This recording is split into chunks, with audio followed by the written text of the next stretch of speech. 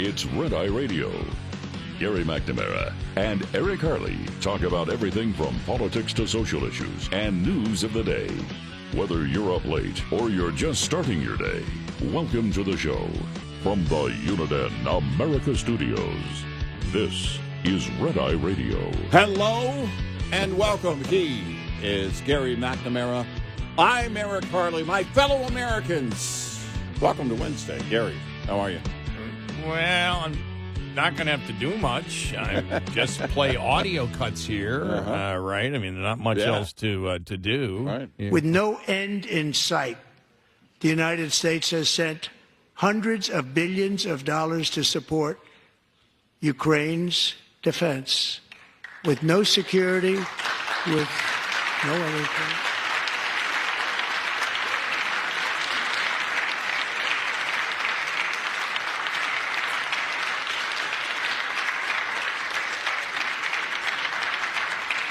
Do you want to keep it going for another 5 years?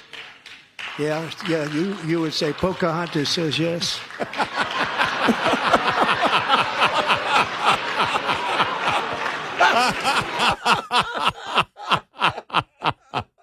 Oh, my gosh. You know what? You know what I said? I've been saying it for years now. You know, let's just forget all the decorum thing. But I've been saying for years now, you've been saying, decorum's out the window. And I've been saying for years, let's get a ramp and then have him come in with, fog, loud music, WWE style, because, look, all bets are off. We're beyond scorched earth. Making the points in the way that they're going to make the headlines, that went viral. Pocahontas says yes went viral. And it has a lot of people that wouldn't maybe even paying attention to the address to the joint session of Congress, or State of the Union, it's not something a lot of people look to avoid it. Back in the day, it's on every channel. What can we do now? Let's play Monopoly. It's now in the mainstream because these things are going viral. You're going to see that everywhere. People who didn't watch it are going to see it, and they're going to want to know what it was about. They're going to want to know what's behind what he said. My first thought was, when I was driving into work, it was my first thought of what's the analysis, the general analysis after I watched everything. And I'm driving in, trying to keep my car on the road with all the wind. And I'm thinking to myself, Democrats had a worse day than North Texas had in weather. Yeah. And we went from monsoons and tornado warnings and tornado watches and the monsoon rain and 60, 70, 80 mile an hour straight winds to a dust storm in the afternoon. Yeah, a tornado just a couple miles south of here. Yeah. Where it looked like we were in Mars. Yeah. I looked out the window, I went, wow. Half of West Texas soil came into town. Yeah, I know. It was unbelievable. But I thought to myself, wow, Democrats are so stupid. And I said, that's all I have to say on the air tonight. I just keep repeating it and just play audio cuts. Democrats are so stupid. Then I went, no, that's not it. My first observation is wrong. They're not stupid. They're just as radical as they could possibly be. It's the most radical political party, major political party in the history of the United States. Yep. And they have nowhere else to go because they only believe in the radicalism of their ideology. That's it. They can't change on. And by the way, we had talked yesterday about every Democrat senator voting against keeping men out of women's sports. Mm-hmm. Fetterman voted for it too. Right. Fetterman voted to allow that to happen. So understand that he's still a radical, because if you hold that position, I don't trust you on a damn thing. Nope. I don't trust you on anything. Nope. If you hold that position, it is such an illogical. It's such an illogical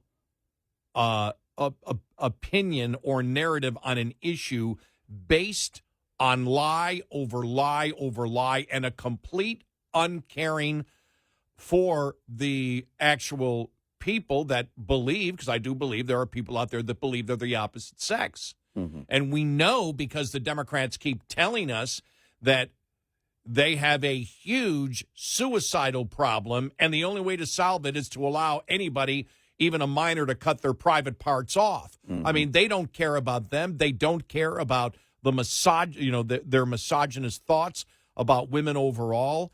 And to watch them wearing, those women wearing the pink, because it was like, well, what does the pink stand for?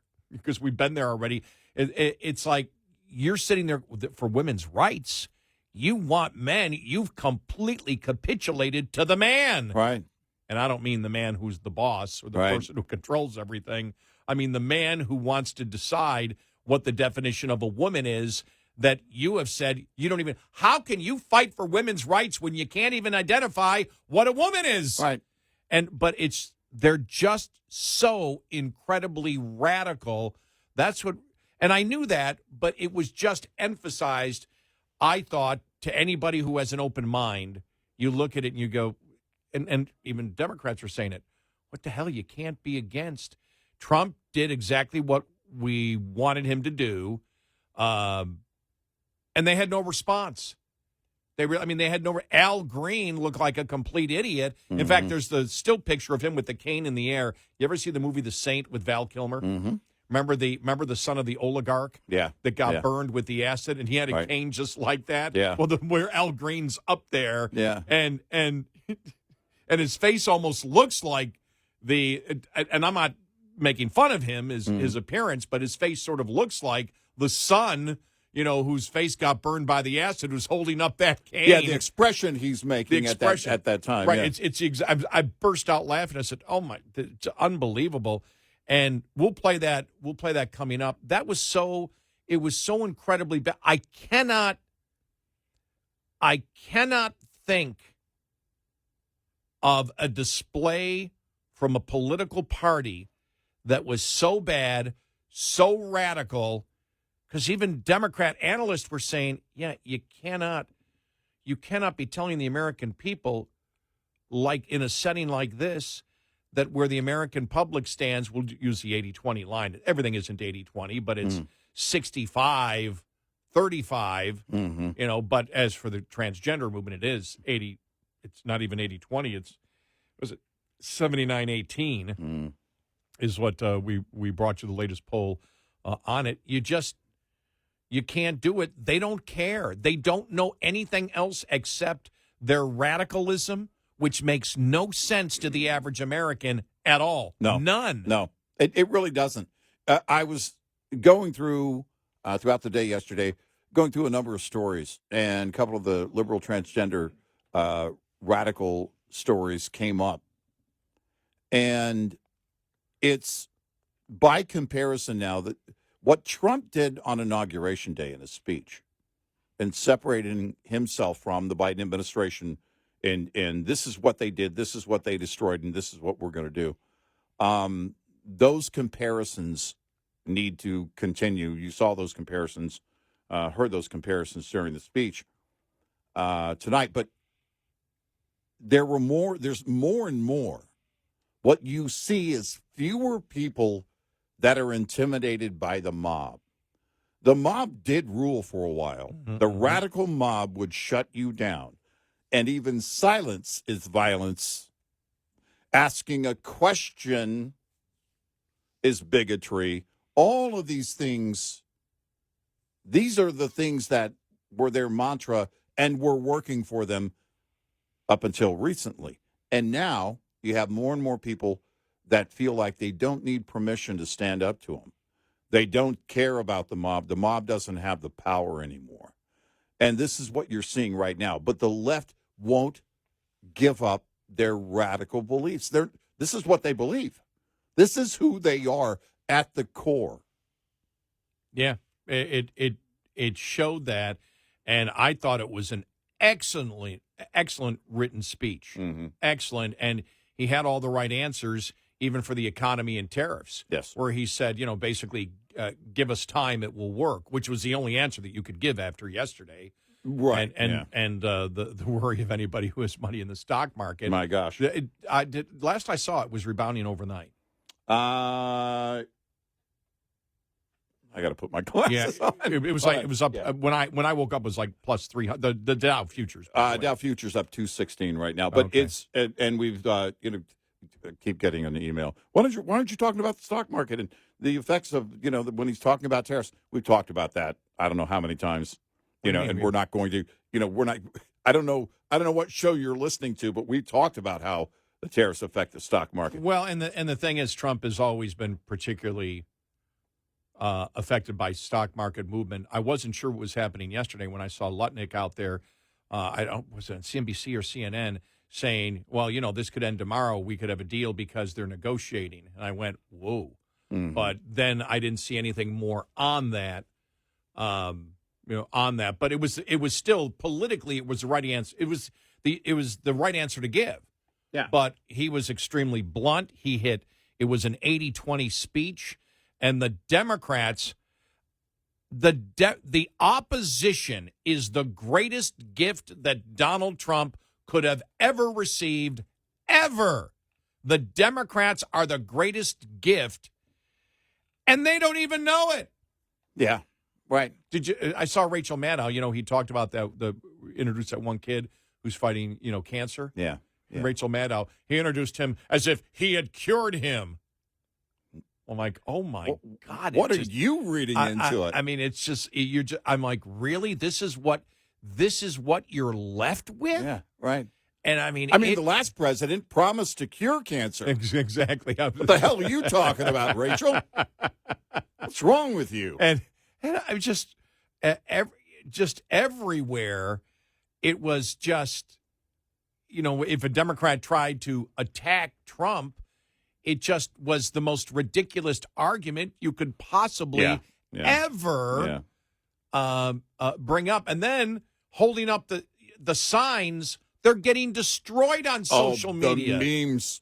I just thought to myself, wow, you guys want to you just want to get pummeled. You just want to get pummeled online because you don't ever hold up a whiteboard sign, ever. Yeah. AI's going to take that and run with it, and it's going to be mean, and I mean mean. And it really got crazy with the memes. They're everywhere. Everywhere. The first one, and I'll just be blunt here, the one showing Jayapal holding up the sign, and it says, "I farted." Yeah, exactly. It's just going to – you're just asking for it. I know. You might as well just hold up a blank sign and just let the internet do its thing. Well, there was a seriousness and a confidence and a bluntness that Trump gave, as the green thing really hurt the Democrats. Yeah. So everything else is amplified after that. Everything else that they did, right? But that happening when it did at the beginning, that set the tone right there. They came off as children. Yeah, and some of the analysis, which was right on, is the Democrats, and Scott Jennings used this a bunch of times yesterday. Well, Trump on this, and they don't like this. He said, you guys got 21% approval ratings. You've got nothing to bring to the table. But outside of Scott Jennings, the analysis was Democrats have nothing. They're offering nothing except they hate Trump. Right. There's nothing that they're offering the American people the American people are interested in except they hate Trump. Right. Right. That's it. And Trump on the Ukraine thing, and again, the jury's out, but I don't think it's out of the ballpark that he's going to be able to successfully label them to the American people the party of war. Yeah. Yeah. I mean, you think about it, because you saw Zelensky, saying, "I'm ready to deal. I'm ready to deal. Peace, peace, peace, peace, peace, right. peace." The president used part of the letter as in the speech. Yeah. I mean, it's just and it's just like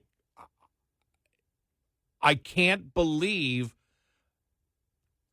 how stupid it was, but it was stupid based on the fact that they are so radical. There's nowhere else to go except we hate this guy because we can't. We talked about yesterday the one advice that Democrats were getting: don't talk about migration at all. Right. Don't even bring it up. Nobody Right, wants right. to hear what you have to say. Right. Don't bring it up. And it's like, well, don't bring up the radical transgender movement. Right. Don't Yeah. bring up the fact that you're against, because that was another beautiful part that we'll have coming up when Trump was laying out the things that were wrong. Mm-hmm. I mean,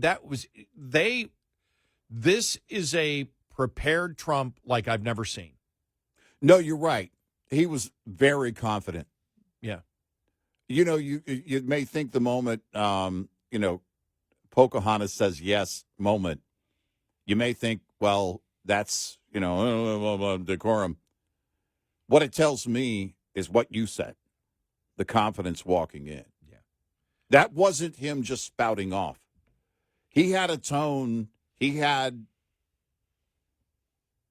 a cadence about him that was, hey, we're doing the work. We're here for a reason. Here's the question I have.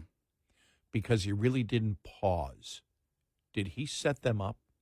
Did the first part of it where he talked about funding Ukraine, and that was the Democrats clapping, was that a setup? Because it didn't seem like he hesitated at all, as if, and he never sounds like he's reading a script. Right. But there was, I sensed no hesitation when he went into the Pocahontas. But then again, there's a great question for that. Why did he do that? Oh, because this is a woman who pretended in her life that she was a Native American in order to get advancement in education. Mm-hmm. Oh, that's what that's about. Oh, okay. And what were they talking about beyond that? Oh, Ukraine.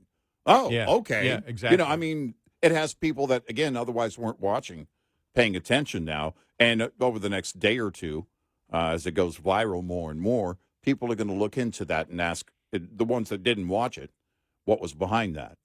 We've got a ton of audio cuts. Yeah, we Just do. a ton. I mean, We do. What first thing I thought of after I was awake for 20 minutes, I went, we don't got to say anything. All we got to do is play audio from last night and the analysis and everything else. Right. We can call this a day off. We'll just take a day off.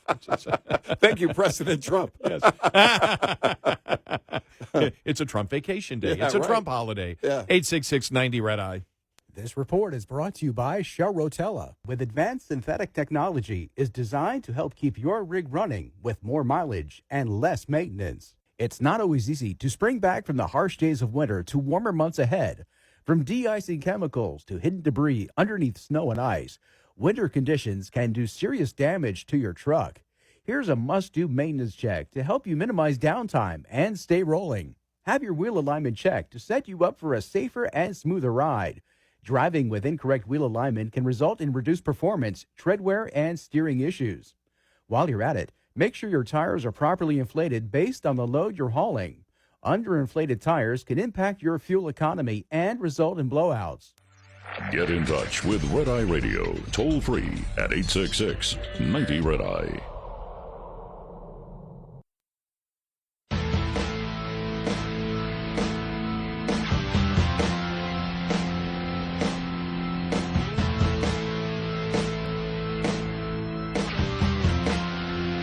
It's Red Eye Radio. He's Eric Harley, and I'm Gary McNamara. All right, another highlight from last night. Here we go. The media and our friends in the Democrat Party kept saying we needed new legislation. We must have legislation to secure the border. But it turned out that all we really needed was a new president. And we had left last night's show and said, if he says anything, he has to say that. By the way, that's a great line, isn't it? That's a Isn't it a great line. Yeah. It's spot on, and you see it. I mean, it's been dwindled down to almost nothing on the border. I mean, they have shut the border down in a matter of weeks under Trump, and you've got to run that victory lap during that speech, and he did, and did it well.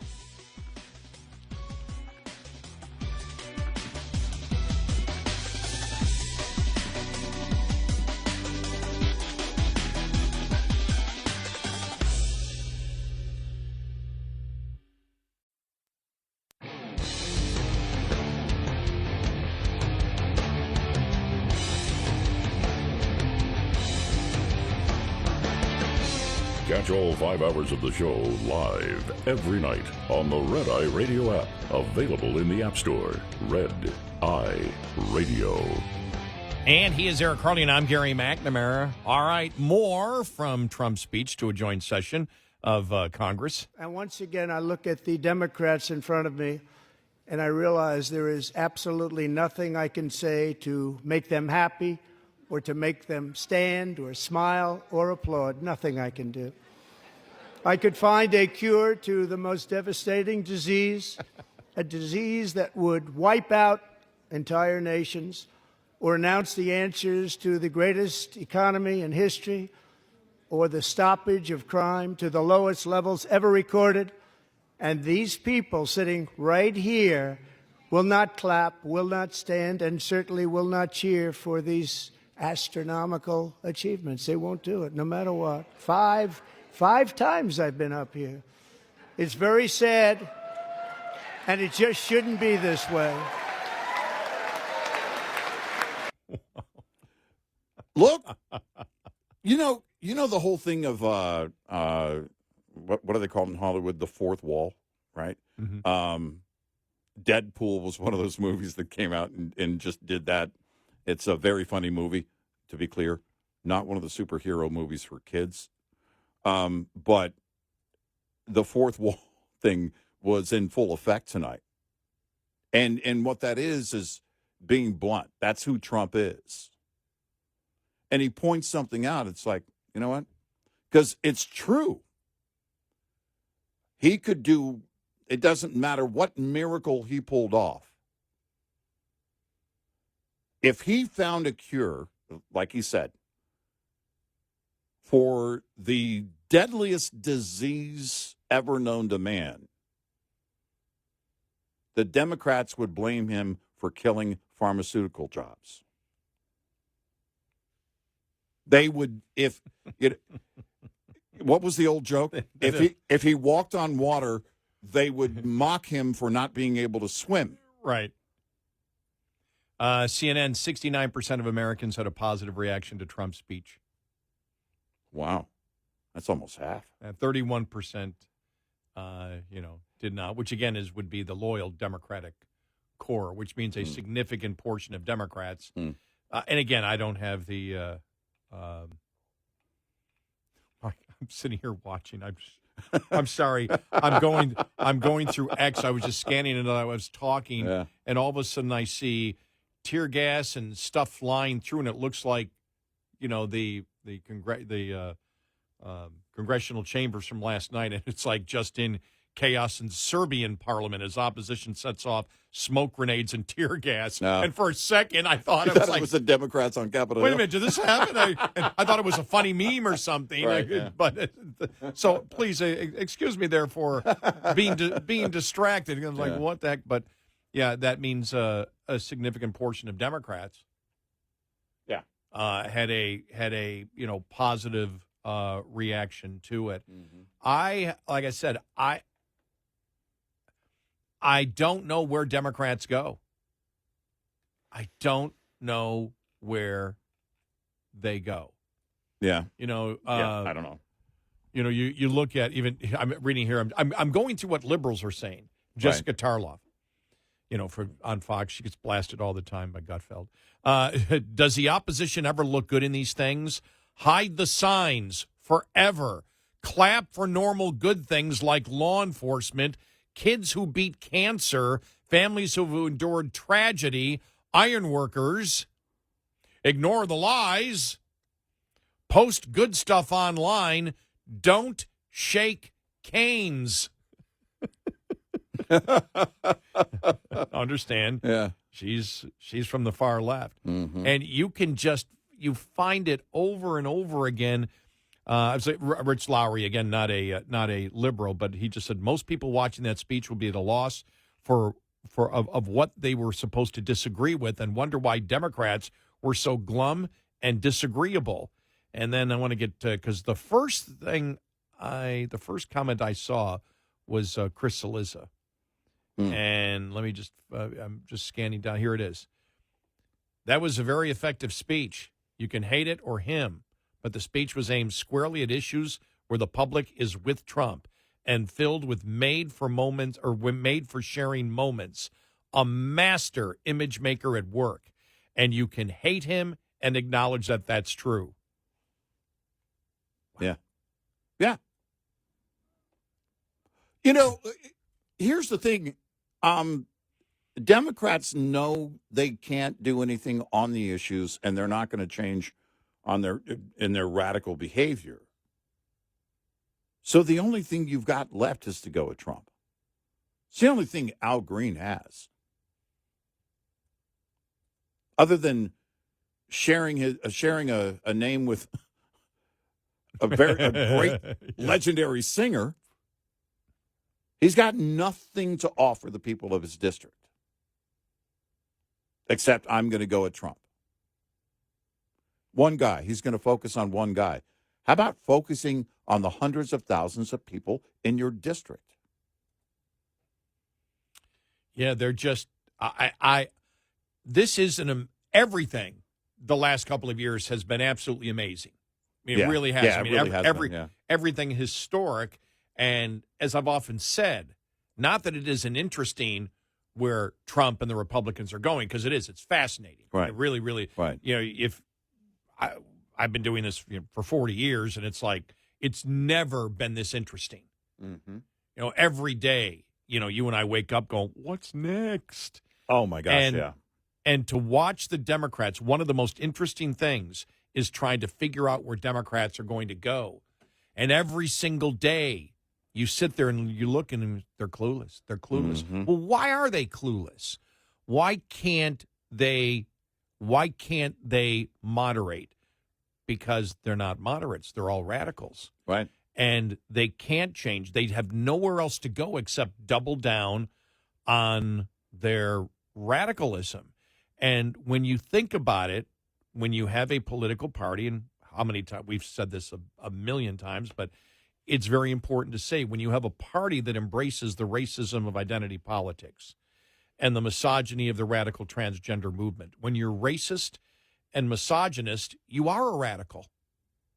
Yeah. You're as radical as you can be. You have no critical thinking skills at all. Who the hell sits there and says, I'm going to judge people by their skin color?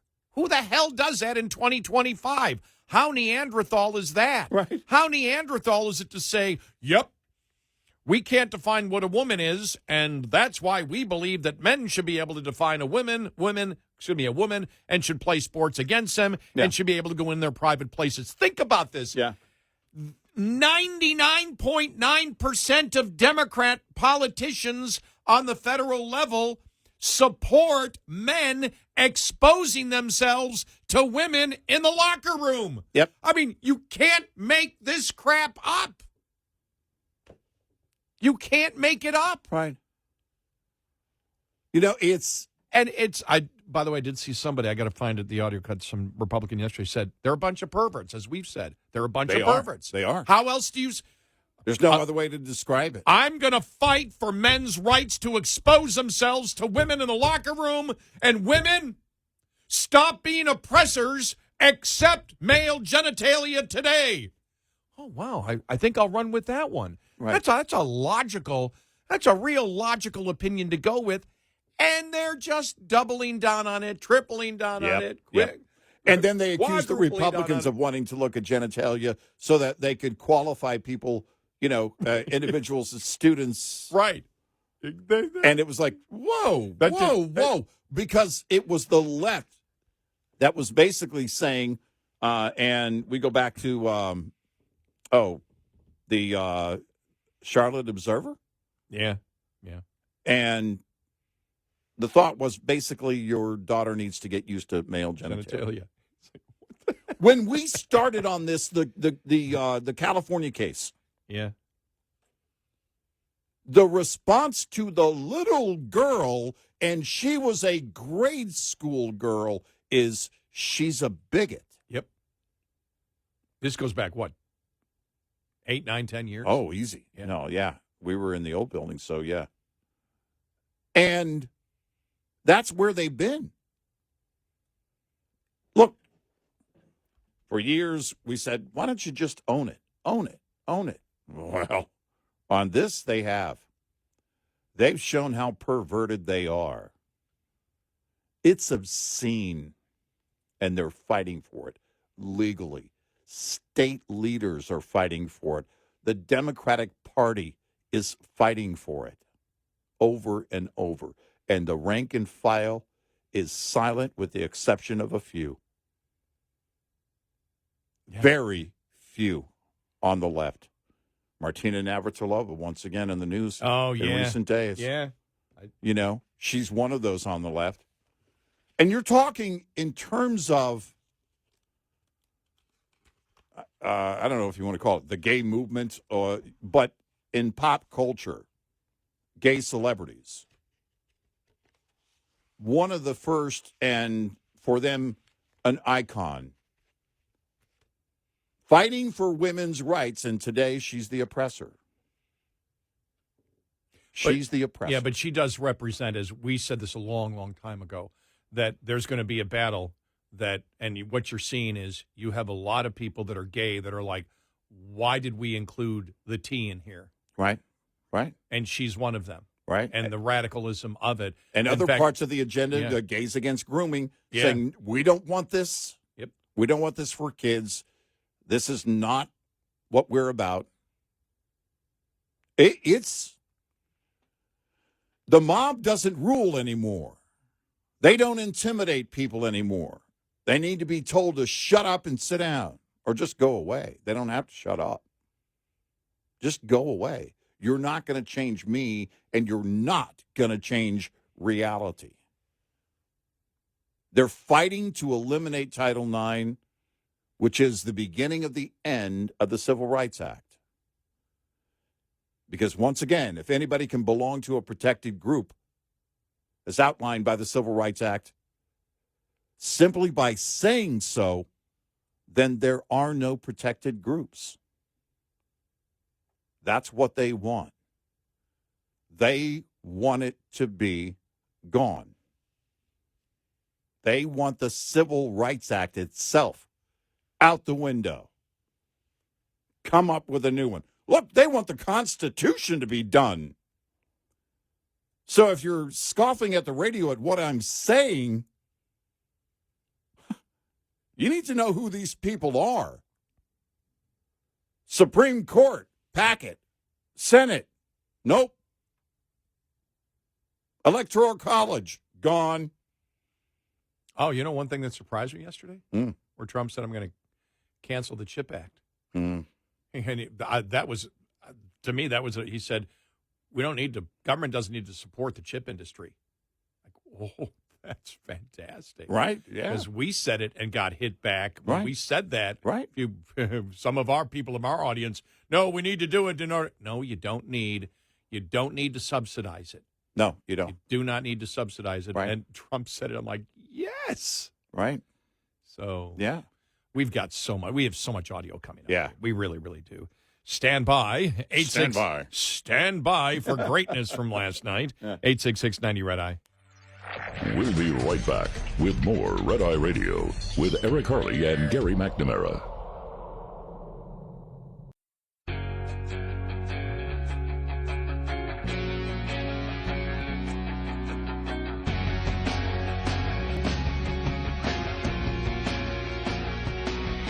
It's Red Eye Radio. He's Eric Harley, and I'm Gary McNamara. Tons more audio coming up, and we'll have the Al Green Disruption.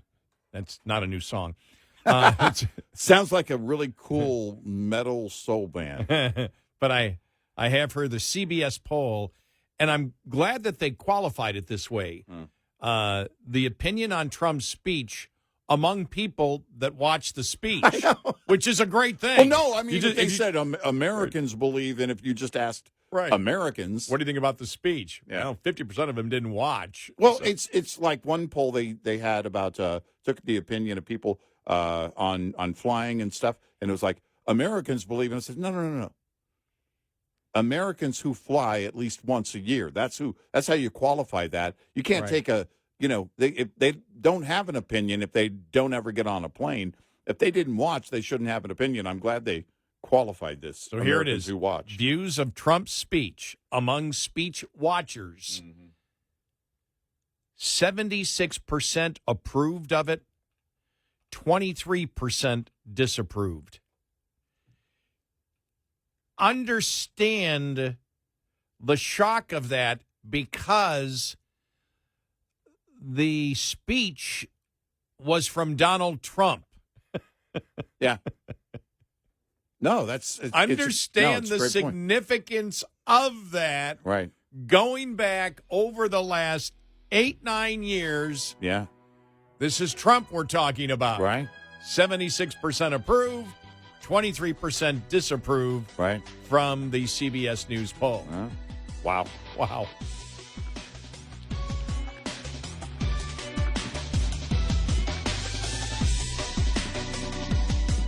Top of the Hour News is brought to you by House Products. Visit houseproducts.com. This is Red Eye Radio on Westwood One.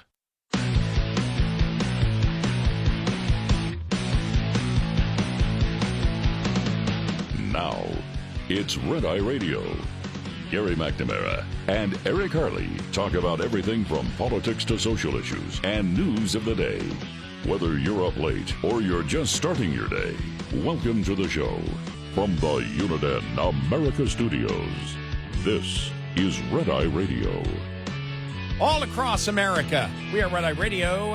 I'm Gary McNamara. He's Eric Harley. Whoa, I'm telling you. What? It was entertainment central yesterday. Yeah, it was. My gosh. And the president's speech to the joint session of Congress was just, I'm still, it's almost like watching a game and your team won. Yeah. It's like, right. Just, yeah. And again, we understand the context. People will forget about this a week from now. Sure. But they might not. Well, the issues they won't. The issues they won't, and they might not forget, because you've never had to this point. I don't know. Maybe sometime there's been a major political party endorsing Jim Crow laws and slavery is pretty bad. But that was more. It was, even though it was wrong, it was more accepted. But the things that the Democrats stand for today are completely rejected by the American people. That's the difference. Yeah. That's when you are not justifying anything that's happened in the past like that, but this is when you as a political party don't even know what the purpose of a political party is. And the purpose of a political party has to be to unite on the issues. Yeah. It's what it has to be. Mm-hmm. And Democrats still don't get it. They still believe that a political party is about creating victims and oppressors and about identity politics, racism, and misogyny. Well, all you can do when you hold those positions is divide. If you can't unite, you're dead as a political party. Mm-hmm. Well, how did they get to that point? They suck on the issues. Yeah. I know you may think John Kennedy came up with that, Senator Kennedy, the first time. Mm-hmm. But we actually did. Yeah, we said it first. Right. Now, he's more entertaining when he says it, but yeah. Well, that's just because of his Southern accent. I think that's it. Yeah, you're right. Maybe I used my Texas drawl a little more on the show, maybe. So here it is. Here's one of the. It was a great moment. Okay. And what do you mean? He interrupted the president. That's why it was a great moment. Yeah. It showed the childishness. Eric and I said this about. We said it first off when they were with the. I almost said Israeli, the British Prime Minister the other day, and what were they talking about? Oh, freedom of speech. Mm-hmm. And they go, wow, you shouldn't be arguing. You and I both said we don't care. And then when Zelensky was there, well, decorum. We don't care about decorum. I don't care anymore. Right. I don't care about. Let the people see what's going on. Let the people see what's going on. Yep. Sometimes full transparency is better than having decorum. Yep. I would have decorum. Mm-hmm. I would. If we didn't have decorum in my Oval Office, I'd punch somebody in the face. Exactly. So, but I'm not upset by what happened at all. And I think the Al Green moment was a great moment for conservatives and Republicans. I really do. I think it was a great moment because it showed how childish the left actually is, and the other thing that comes out of it is because of when they booed and cheered whatever, they come off as complete idiots. They come out as morons. Yeah. How can you stand for these positions? How can you not cheer for this? So here we go. Here's the moment when Al Green got up there and screaming with his the Saint cane, if you've ever seen the movie The Saint, and the cane that the oligarch's son has. I get to say oligarch too. Yeah. But here it is.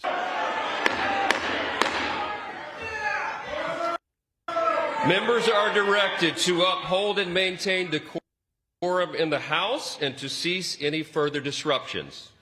That's your warning. Okay, I'm sorry I'm having problems with it for some reason. With the audio, we'll try it again. I may have it back here. My computer's going on the fritz. Here we go. No, can't.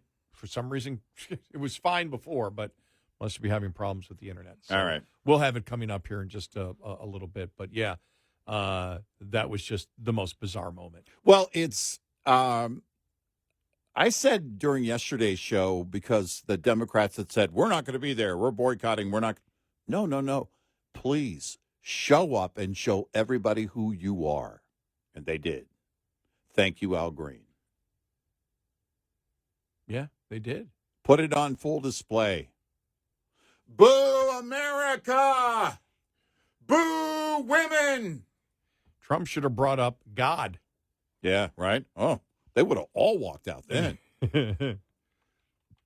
Yeah, it's who they are. Oh, wait a minute. Have they used God lately? I don't know. I don't know if they've used God lately for anything. Well, it's kind of a conundrum they have because Trump is the devil. So, and they booed God at one point. I don't know how it works. It's I don't know what the rules are. But it is, again, the party on full display.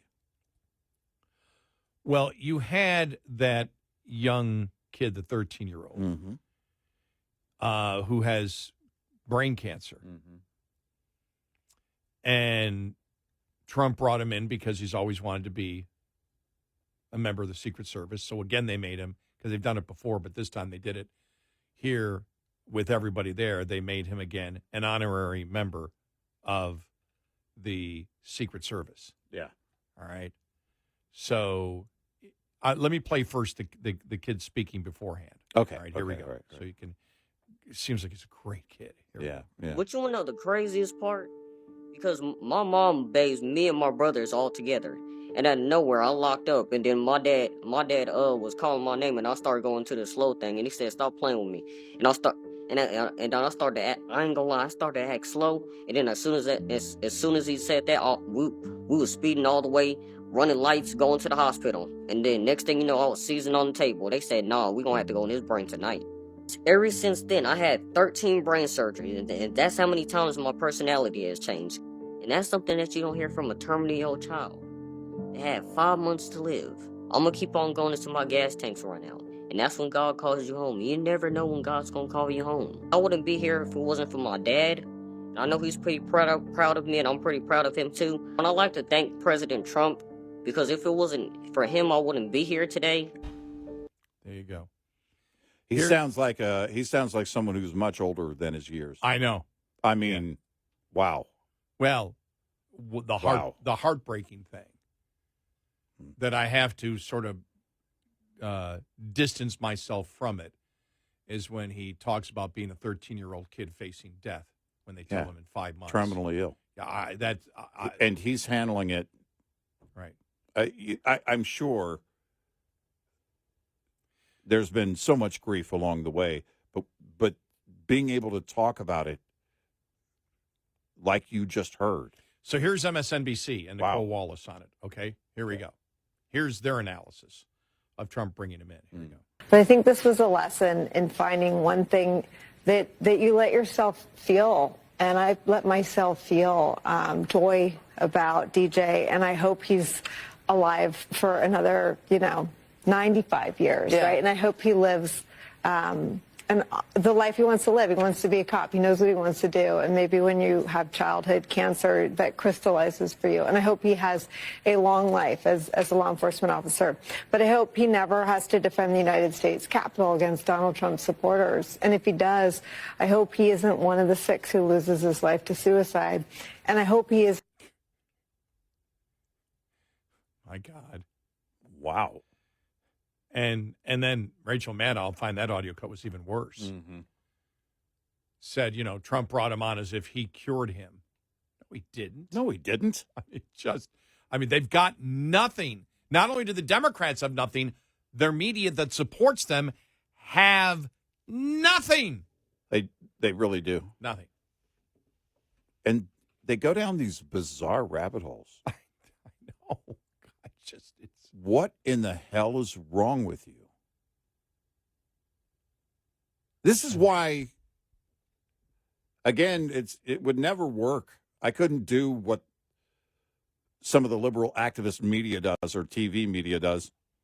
Anybody sitting across from, I don't care if we're live or not, I would stop her and say, what the hell's wrong with you? Yeah. What is wrong with you?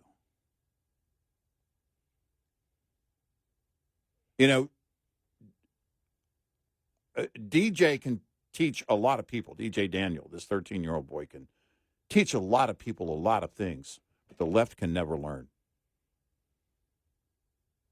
Ever.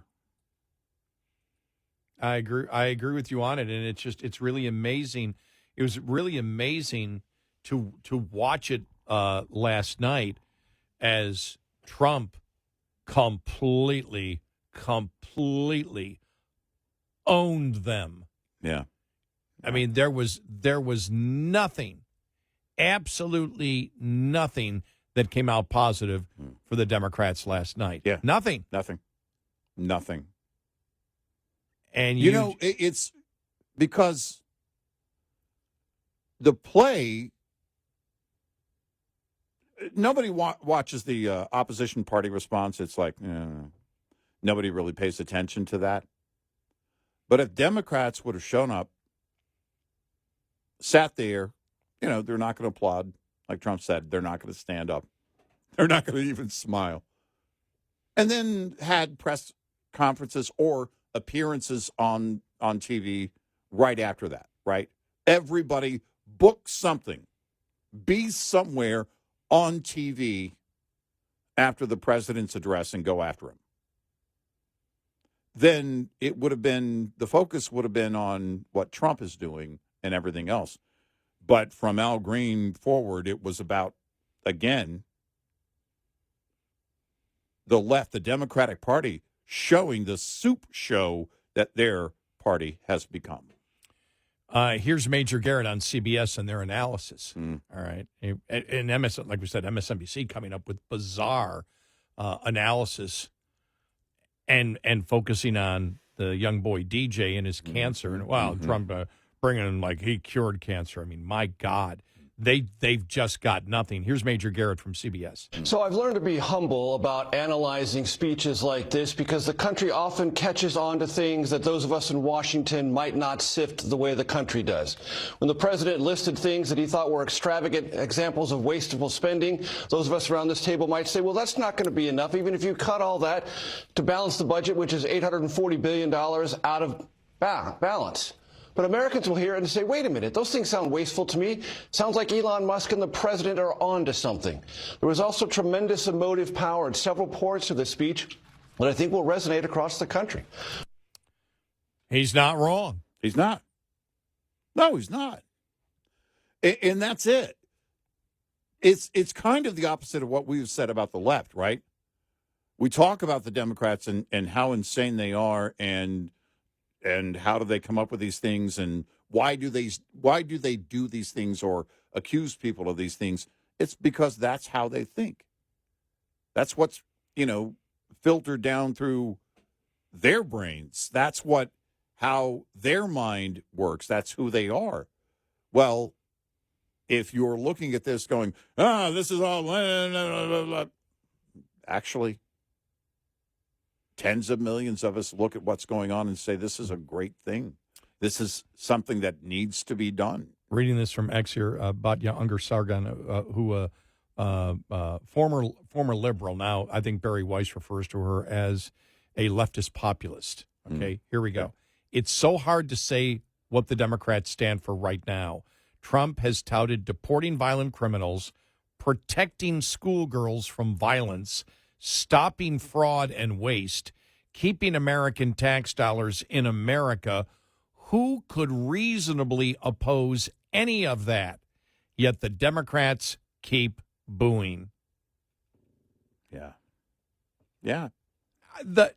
Trump's best asset right now, Trump's best asset yesterday were the Democrats. Yeah. Yeah. In the chambers. Right. Normally it would be analysis of the speech and blah, blah, blah, blah, blah. And there's some of that, but really it is about the response is about how they acted. This is why I said yesterday, Democrats don't stay home. Show up. Do what you do. And they did. 866-90 Red Eye. Brought to you by FPPF, Fuel Power Max. Leased owner-operators should be aware of 4 common revenue myths, lest you fall into the trap of mistaking revenue for profit. Myth 1, concentrate on increasing revenue because costs will take care of themselves. This is not true, as costs are fundamental to the profit equation and the area where owners exert the most control to improve. Myth 2, more revenue per mile is the answer to all problems. Though carrier pay packages differ in structure, revenue per mile really doesn't change much from company to company. But there can be a big difference in miles, overall gross revenue, reimbursements, and fees. Myth 3, all you have to do to be successful is run a lot of miles. In reality, revenue is only half of the profit equation. Costs are the other half. It's possible to generate a lot of revenue, yet spend $1.10 to make every dollar. Myth 4, you can tell how well you're doing by the size of your settlement check. The settlement check is only a part of the success picture. Miles driven, loads hauled, conditions, mechanical problems, time off, and especially costs all have to be considered. Owner-Operator Business 101 is provided by Overdrive's Partners in Business program. Go to overdriveonline.com to the Partners in Business section of the website for more details on this and many other topics. Brought to you by Shell Rotella, with advanced synthetic technology is designed to help keep your rig running with more mileage and less maintenance. Coming up, more with Gary McNamara and Eric Harley. It's Red Eye Radio.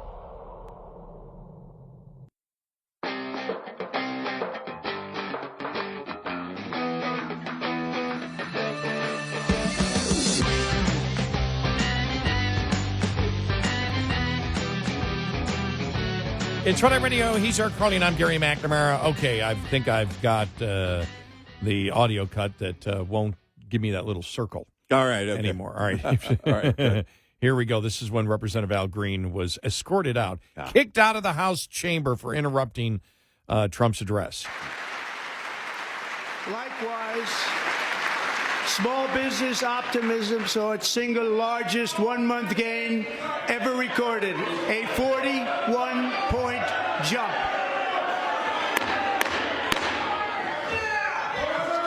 Members are directed to uphold and maintain decorum in the House and to cease any further disruptions. That's your warning.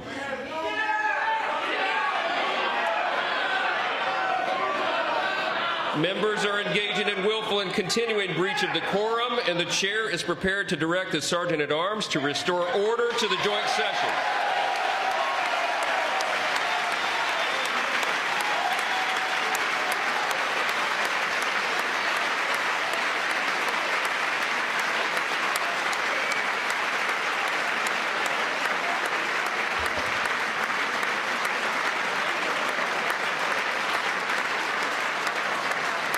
Mr. Green, take your seat. Take your seat, sir. Take your seat. Finding that members continue to engage in willful and concerted disruption of proper decorum, the chair now directs the Sergeant-at-Arms to restore order. Remove this gentleman from the chamber.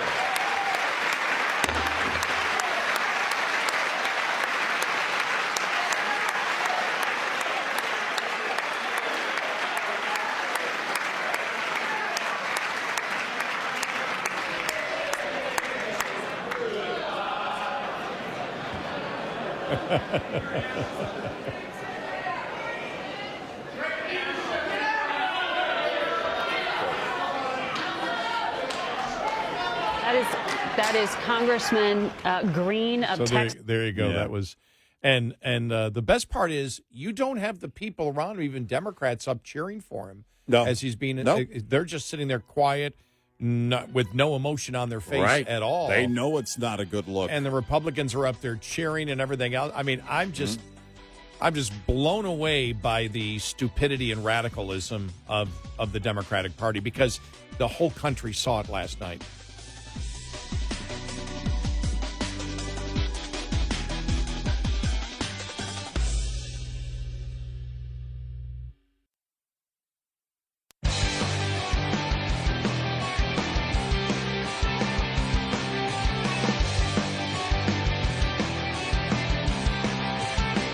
Catch all 5 hours of the show live every night on the Red Eye Radio app. Available in the App Store. Red Eye Radio. And he is Eric Harley, and I'm Gary McNamara. Good morning. Download our Red Eye Radio app today, and you can listen when you choose. That's right. And thank you. And it's free. We had played when Al Green got kicked out of the House chambers. Representative Al Green of Texas. Mm-hmm. And the best part was as Mike Johnson is pounding his gavel and, telling the sergeant of arms to escort him out, Trump's got the biggest smile on his face. Yeah. He doesn't look perturbed. He's got that grin, as I call it, the Grinch grin. Yeah. Which is just like, I got you. Yep. On this one, thank you for playing, exactly the way that I want you to. The way I want you to play this is exactly the way that you're playing it. I mean, it was really, really incredible. There were some other great moments. This was a great moment. We talked about what he had to do, and one of them was he needs to bring up, Democrats. I think it was I can't think of his name here at the moment. I got mind blank here. The former Obama advisor got into a discussion with Scott Jennings about, because he brought up that, all we needed was a new president. We didn't need a new law. We didn't need congressional legislation. And by the way, that's quite damning on the last administration because they kept saying there's nothing we can do. The president can't do anything. And we said, they're lying. They know he can. He can stop it tomorrow. Right. And Trump, and this may be we talked about this, Trump cured that so quickly that now the economy and inflation and prices are right back into the focus because he solved the border like that. Right. People look at it and go, well, that's done. He finished it. And when he said, the last administration said, we can't do anything about it, Democrats said we need Congress to do it. We didn't need Congress. All we needed was a new president. Right. Extremely effective. Yep. And the other thing is he took the opportunity to go through some of the absurd things that we spend money on. Here, this is from last night. Just listen to some of the appalling waste we have already identified. $22 billion from HHS to provide free housing and cars for illegal aliens. $45 million for diversity, equity, and inclusion scholarships in Burma. $40 million to improve the social and economic inclusion of sedentary migrants. Nobody knows what that is. $8 million to promote LGBTQI+ in the African nation of Lesotho, which nobody has ever heard of. $60 million for indigenous peoples and Afro-Colombian empowerment in Central America. $60 million. $8 million for making mice transgender. This is real. $32 million for a left-wing propaganda operation in Moldova. $10 million for male circumcision in Mozambique. $20 million for the Arab Sesame Street in the Middle East. It's a program, $20 million for a program. $1.9 billion to recently created Decarbonization of Homes Committee, headed up, and we know she's involved. Just at the last moment, the money was passed over by a woman named Stacey Abrams. Have you ever heard of her? A $3.5 million consulting contract for lavish fish monitoring.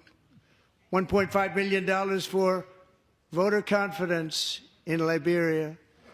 $14 million for social cohesion in Mali. $59 million for illegal alien hotel rooms in New York City. He's a real estate developer. He's done very well. $250,000 to increase vegan local climate action innovation in Zambia. $42 million for social and behavior change in Uganda. $14 million for improving public procurement in Serbia. $47 million for improving learning outcomes in Asia. Asia's doing very well with learning. You know what we're doing. Should use it ourselves. And $101 million for DEI contracts at the Department of Education. The most ever paid, nothing even like it. Under the Trump administration, all of these scams, and they're far worse, but I didn't think it was appropriate to talk about. There you go. You can't win that. Nope. And the Democrats are all sitting, but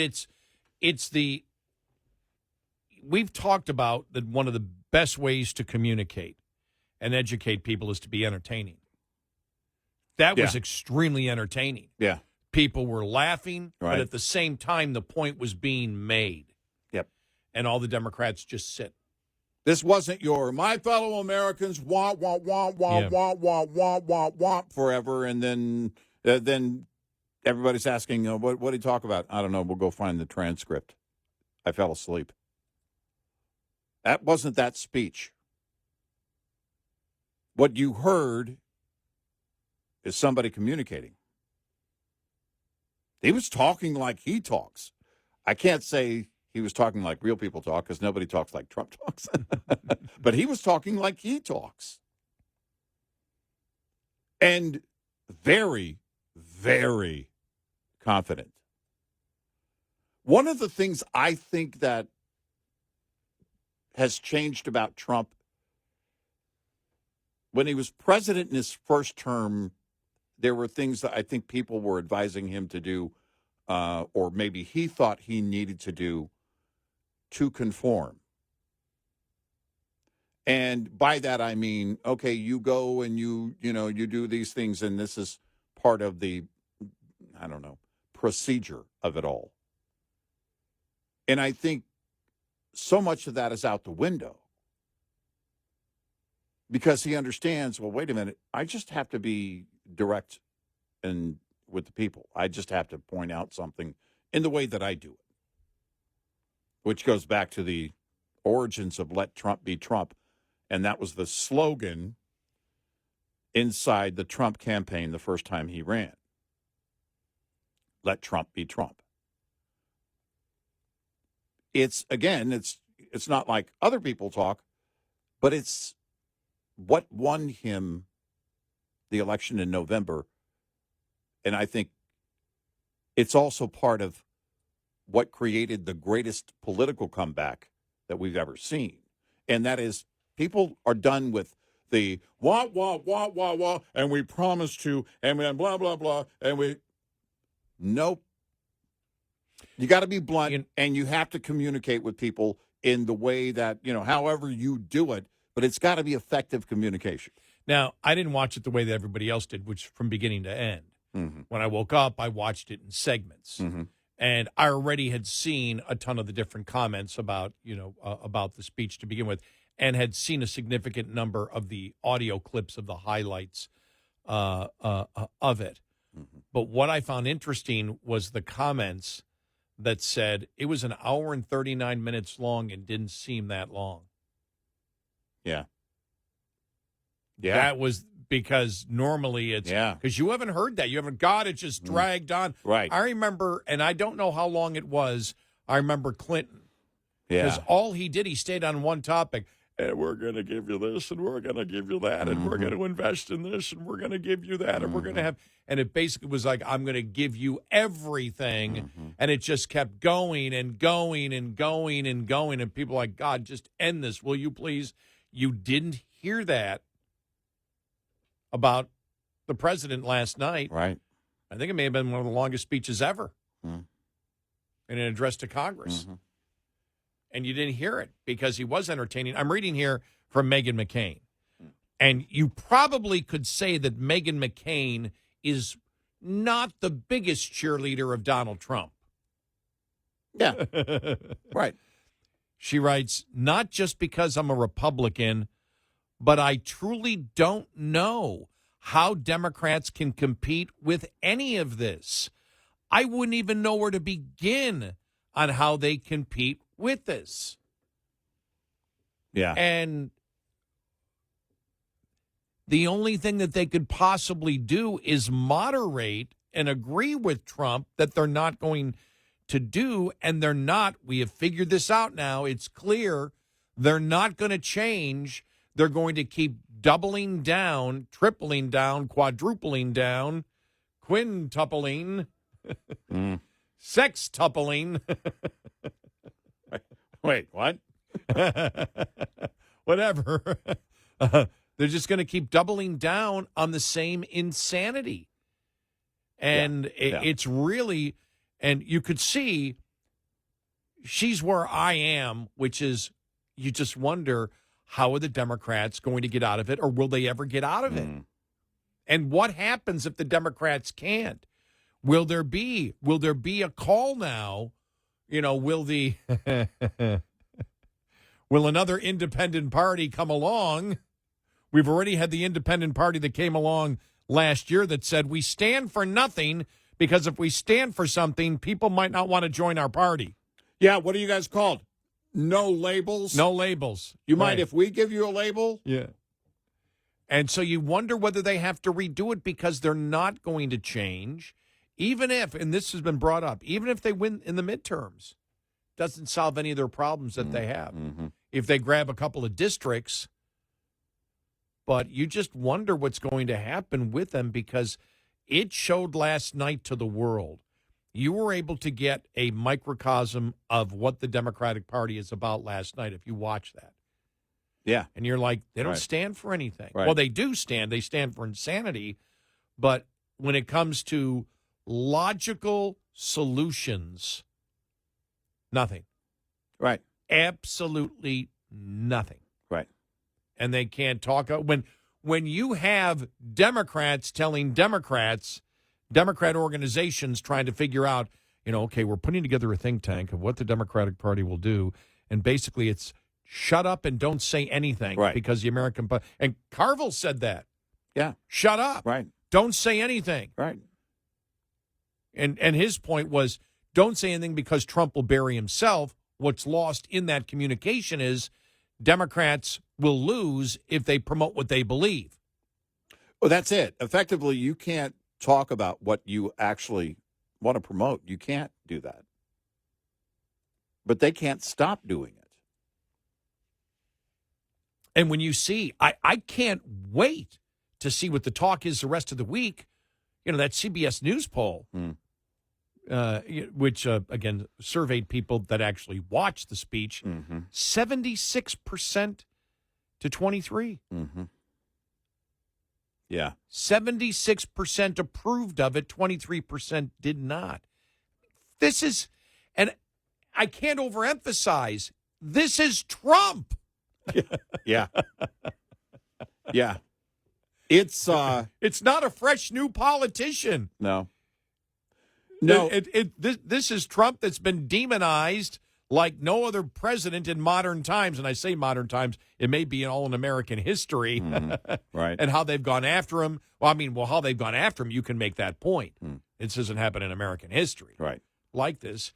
And Trump has it's not a State of the Union, technically. He has a joint speech for the joint session of Congress 6 weeks in, and 76% of Americans approve of what he has to say, right, and only 23% don't. Yeah, I don't even know what to say. Well, but Democrats, how are they going to respond? Because now they're going to say the polling, you got killed on it. Scott Jennings, not all he's saying, but anytime they go, but Trump, they don't like this. Hey, you got 21% approval. Right. Exactly. That's it. You got 21% approval. And I'm sure he's going to use the 76 to 23%. Oh, I'm sure. Number here. I'm sure. 866-90 Red Eye. Lines open for your calls. 866-90 Red Eye on Red Eye Radio.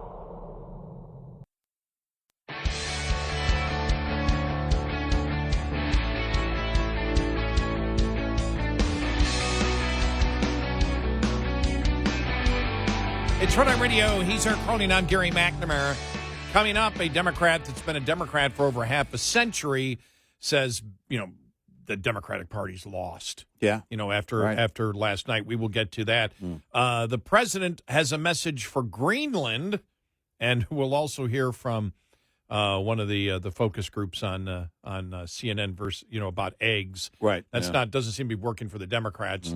Focus group went, well, that's because you killed all these chickens. Right. You killed them all. Right. Trump had nothing to do with killing them. That's why the price went up. We're not stupid. Right. And it's like, whoa. Wow. Yeah, they can't get away with their old tricks anymore. Yep.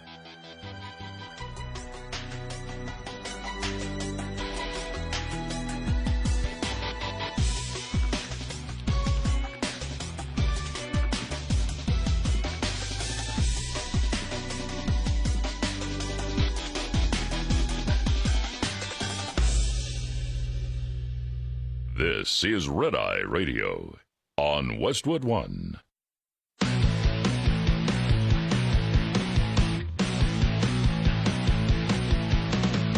Now, it's Red Eye Radio. Gary McNamara and Eric Harley talk about everything from politics to social issues and news of the day. Whether you're up late or you're just starting your day, welcome to the show. From the Uniden America Studios, this is Red Eye Radio. All across America and around the planet, we are Red Eye Radio. He is Eric Harley, and I'm Gary McNamara. Yes, it was the 80-20 speech last night. Yeah. I think I may refer to it as the 80-20 speech. Right. Exactly. From now on. But this was written by Douglas Schoen. We've talked about both Douglas Schoen and Roy Teixeira, two Democrats that have been writing, even when Biden was running again, saying they've got to embrace the stuff that people want. Yeah. They've got to embrace. Yeah. They have to be more MAGA. Right. I can't remember who said it, whether it was Teixeira or Schoen that said they got to be more MAGA. Right. You've got to embrace the issues where they stand. Well, he wrote this last night after the speech. It was reprinted on Fox News, but he's a lifelong Democrat. Douglas Schoen, biggest winner and the biggest winner and losers from Trump's speech. Whether you voted for Trump or not last November, it was hard on Tuesday night not to see someone seeking to put his agenda into practice.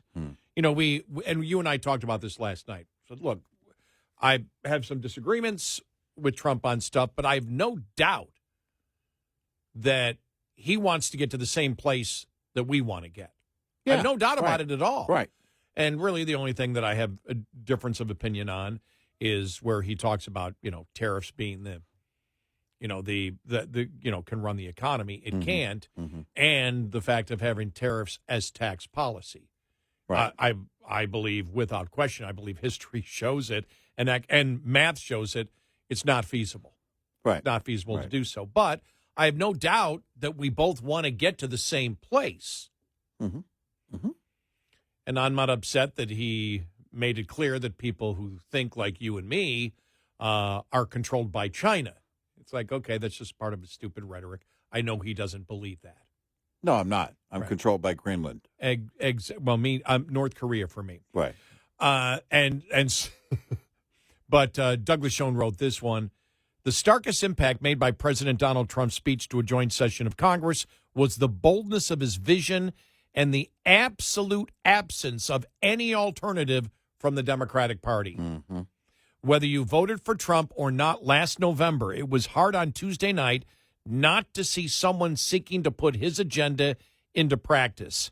The president made clear to lawmakers and indeed the world that his overarching goal is American renewal and the reinvigoration of the American dream. As an American patriot who remembers JFK's inaugural address in 1961 and remembers Ronald Reagan's inaugural address in 1980, it's hard not to see the president's speech in the same terms. Now, understand, this is a 50-year-long Democrat who just said, and remember, we're not talking DeSantis didn't win. Right. Right. This is Donald Trump. Yeah. And he writes, as an American patriot who remembers JFK's inaugural address in 1961 and remember Ronald Reagan's inaugural address in 1980, it's not hard to see the president's speech in the same term. A lifelong Democrat is saying Trump's speech last night was like JFK and Ronald Reagan. I mean, if that's not mind-blowing enough. Right. And then he writes, to be sure, the challenges the president faces are no less great.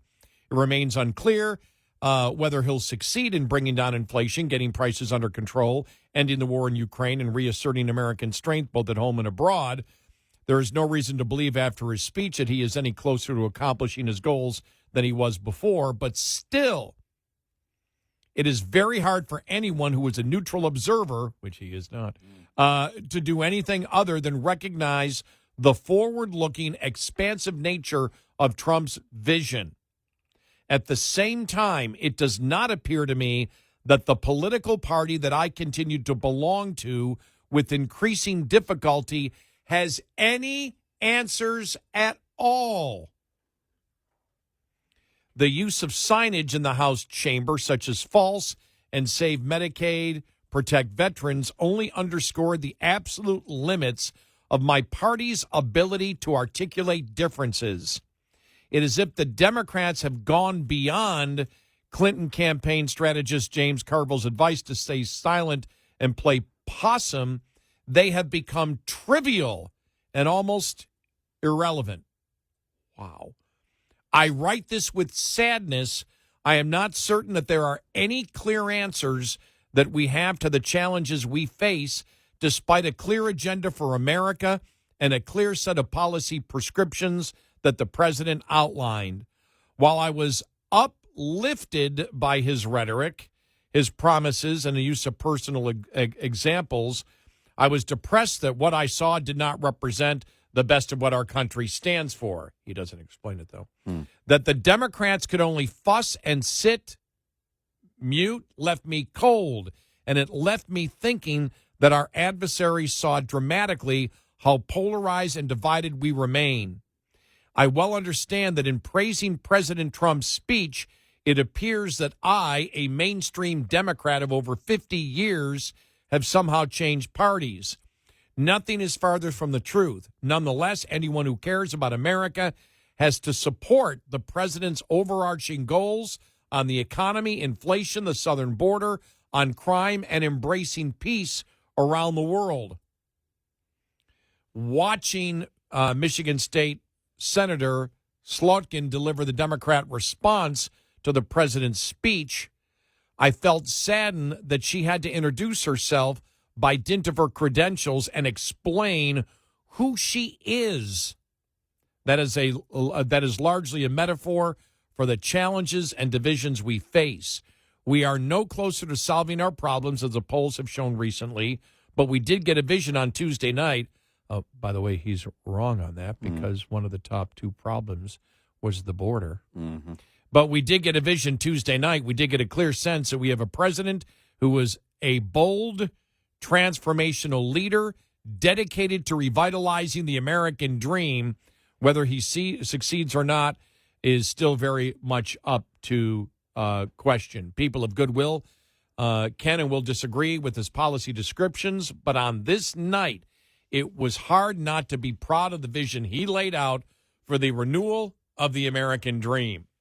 Wow. Well, Douglas, you sort of knew it because you wrote about it last year. The Democrats are losing, and you feel lost because they suck on the issues. Yeah. I don't know what else to say. Well, and I'm trying to think. Look, I mean, I'm in my mind, I'm in the scrapyards of the old Democratic Party, of what you might pick up and try and make it work again, right? And I think to myself, expanding the child tax credit, because we're at tax time. We're coming up on tax time, right? Trying to expand the child tax credit even further. Well, you actually have a couple of Republicans that are doing that. I know. And I thought to myself, you could do that, but then all of a sudden you look bipartisan. And you can't do that with Trump. And you can't do that with Trump in office. Right. You can't agree with anything that he's so for. Then you look at things like, along those same lines, a child daycare tax credit for parents, right? Mm-hmm. So you get a tax credit based on how much you paid for child care if your kids are in daycare. That's something his daughter actually promoted, and they talked about in his first term. It never came to fruition. But now Trump owns the idea. So you try and propose it, and Trump would say immediately, well, I've talked about that before. And there is no way to, because you might have a couple of Republicans on. And again, it's bipartisan, and you're working with Trump. There's nowhere to go. There's nowhere to go. Because they can't just do the, look, we want to do the big giveaway thing. They've done that. It led to inflation. People know that.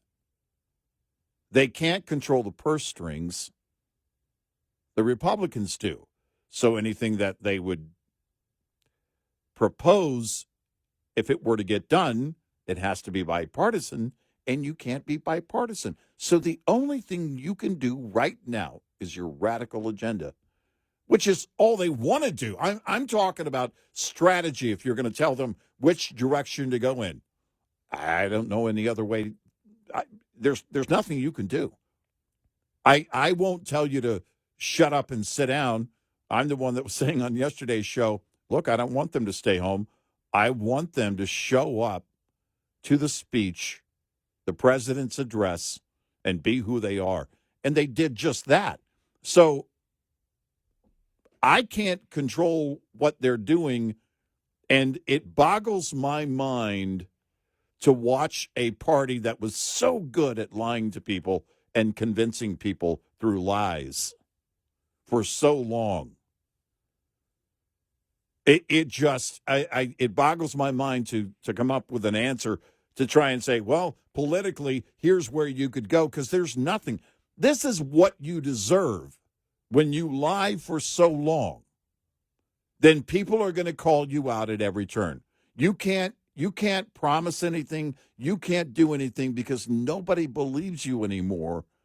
You have burned yourself with a significant number of Americans, and that number is growing every day. You know, I was telling you that when Al Green was doing it and Republicans were cheering and everything else as he was getting kicked out, the camera flashed to Newt Gingrich, who had the biggest smile on his face. And what I read out of his smile was, Democrats are idiots. Right.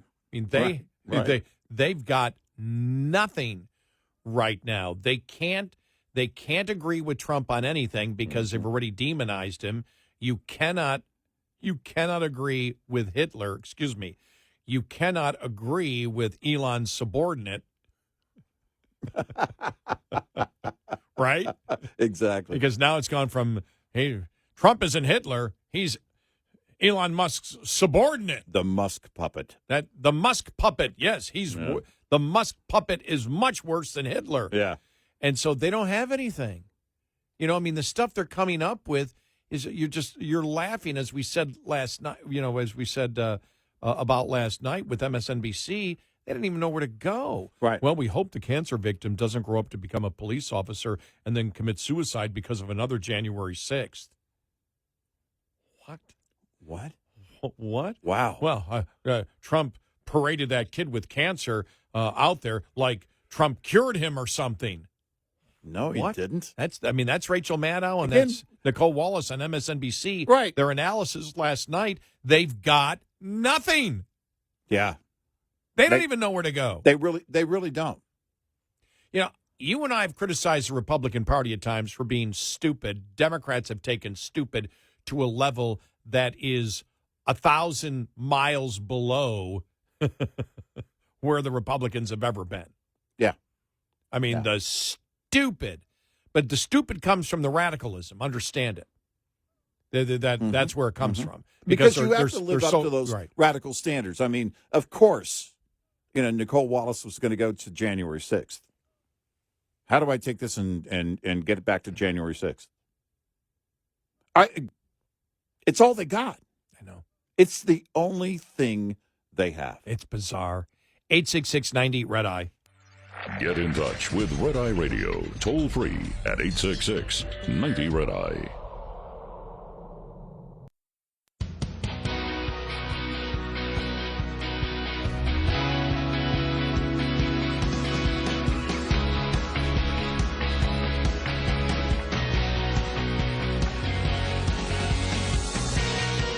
It's Red Eye Radio.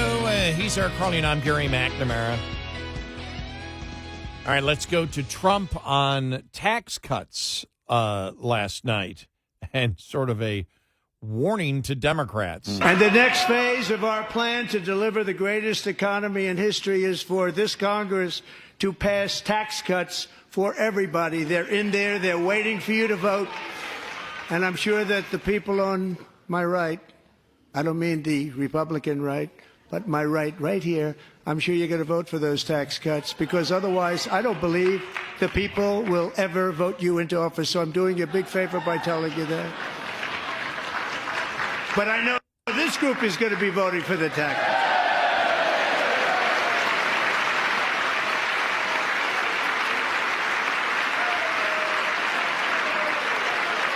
It's funny because even on MSNBC, because they were holding up the signs, saying false, false. Yeah. And even on MSNBC, they were saying that was the stupidest thing. Right. That was the dumbest thing that Democrats could do. And that was coming from Democrats. Yeah.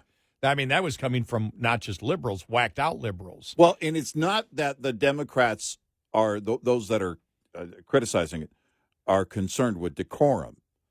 It just becomes a bad look. Right? You're better to sit there and do nothing and then go after him. Get on MSNBC after the speech and go after him. I had it there for a second. Now I lost it. I thought I had the part that I wanted to play from MSNBC, but we'll have it coming up here. Okay. Where they just said, this is stupid. Yeah. Because it was just, well, your head going, again, this idea, Al Green, I know what I'm going to do. At the beginning, I'm just going to, I'll just stand up and shake my cane at him. And when I'm told to sit down, I'll say no, I'll refuse to sit down, and I'll make them throw me out. Al Green thinks becoming the victim of the night is going to elevate him to a new level. It did, a new level of stupidity. Because you just look like a child. You got nothing. Going after one person. That's going to make your political career. Well, let me find, I found the Rachel Maddow cut that I wanted to play earlier. Good. About how she analyzed this. Here we go. Okay. All right. For the record, and this is disgusting, the president made a spectacle out of praising a young man who thus far survived pediatric cancer, as if the president had something to do with that. This was in the midst of him praising DOJ. The DOJ cuts, among other things, have cut off funding for ongoing research into pediatric cancer. He didn't make any claim. It didn't come off as him implying that he was the one that cured. What is seriously? What is wrong with someone like that? They have nowhere else to go. Right. They don't know where to go. Right. The only thing they have is to not to even criticize Trump and where he stands on the issues, but just to criticize him as being evil. Right. Yeah. It's the only thing they have. You know, if you think about it, even Rachel Maddow knows she has nothing. I know. That's the thing. Because she's only working full-time for the first 100 days, and then she's back to part-time. Why is that? Because she can't do 5 nights a week. You know why? She's got nothing. That's why she can't. That's why she can't do 5 nights a week. You can't. I mean, that's got nothing to do with her in semi-retirement. Right. I don't have any material anymore. You got nothing. I can't do this. Oh my God. And that's that is hilarious. It's you could tear down like because the media gets in advance. They know what he's going to talk about, what he's going to promote. So you have the full day to prepare. To tear down the issues. Or they can't tear down the issues. They're all about identity politics and attack Trump. That's who they are.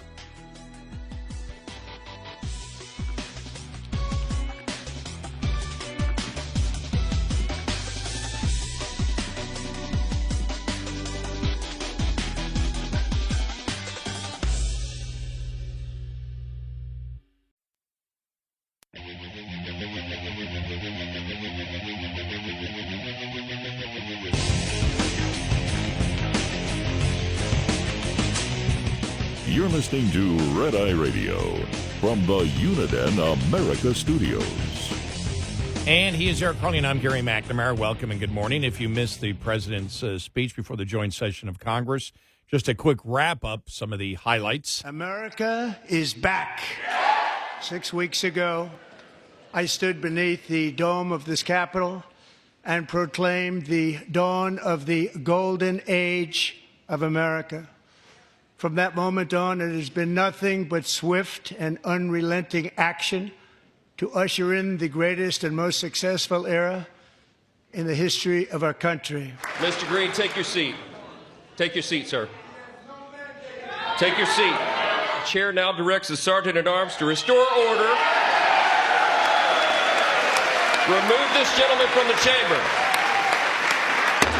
Within hours of taking the oath of office, I declared a national emergency on our southern border, and I deployed the U.S. military and Border Patrol to repel the invasion of our country. As a result, illegal border crossings last month were by far the lowest ever recorded. In comparison, under Joe Biden, the worst president in American history, there were hundreds of thousands of illegal crossings a month. This is my 5th such speech to Congress. And once again, I look at the Democrats in front of me, and I realize there is absolutely nothing I can say to make them happy or to make them stand or smile or applaud. Nothing I can do. To further combat inflation, we will not only be reducing the cost of energy, but will be ending the flagrant waste of taxpayer dollars. And to that end, I have created the brand new Department of Government Efficiency, DOGE. Perhaps you've heard of it. Perhaps. Which is headed by Elon Musk, who is in the gallery tonight. Thank you very much. We appreciate it. Everybody here, even this side, appreciates it, I believe. They just don't want to admit that. We're also identifying shocking levels of incompetence and probable fraud in the Social Security program for our seniors. 130,000 people, according to the Social Security databases, are age over 160 years old. We have a healthier country than I thought, Bobby. Other countries have used tariffs against us for decades, and now it's our turn to start using them against those other countries. Mexico and Canada, have you heard of them? And countless other nations charge us tremendously higher tariffs than we charge them. April 2nd, reciprocal tariffs kick in. And whatever they tariff us, other countries, we will tariff them. That's reciprocal, back and forth. We will take in trillions and trillions of dollars and create jobs like we have never seen before. I signed an executive order banning public schools from indoctrinating our children with transgender ideology. And now I want Congress to pass a bill permanently banning and criminalizing sex changes on children and forever ending the lie that any child is trapped in the wrong body. Because we're getting wokeness out of our schools and out of our military, and it's already out, and it's out of our society. We don't want it. Earlier today, I received an important letter from President Zelensky of Ukraine. The letter reads, Ukraine is ready to come to the negotiating table as soon as possible. Regarding the agreement on minerals and security, Ukraine is ready to sign it at any time that is convenient for you. I appreciate that he sent this letter. Simultaneously, we've had serious discussions with Russia and have received strong signals that they are ready for peace. There you go. Just some of the highlights. And wow. I'm saying wow because it's what we've always told Republicans they need to do. Yeah. You have the vast majority of the issues the American public is with you on. Mm-hmm. So be blunt. Be direct. Yep. Hit the other side. Yep. Talk about the things that, what they believe and that you don't. Explain to the American public.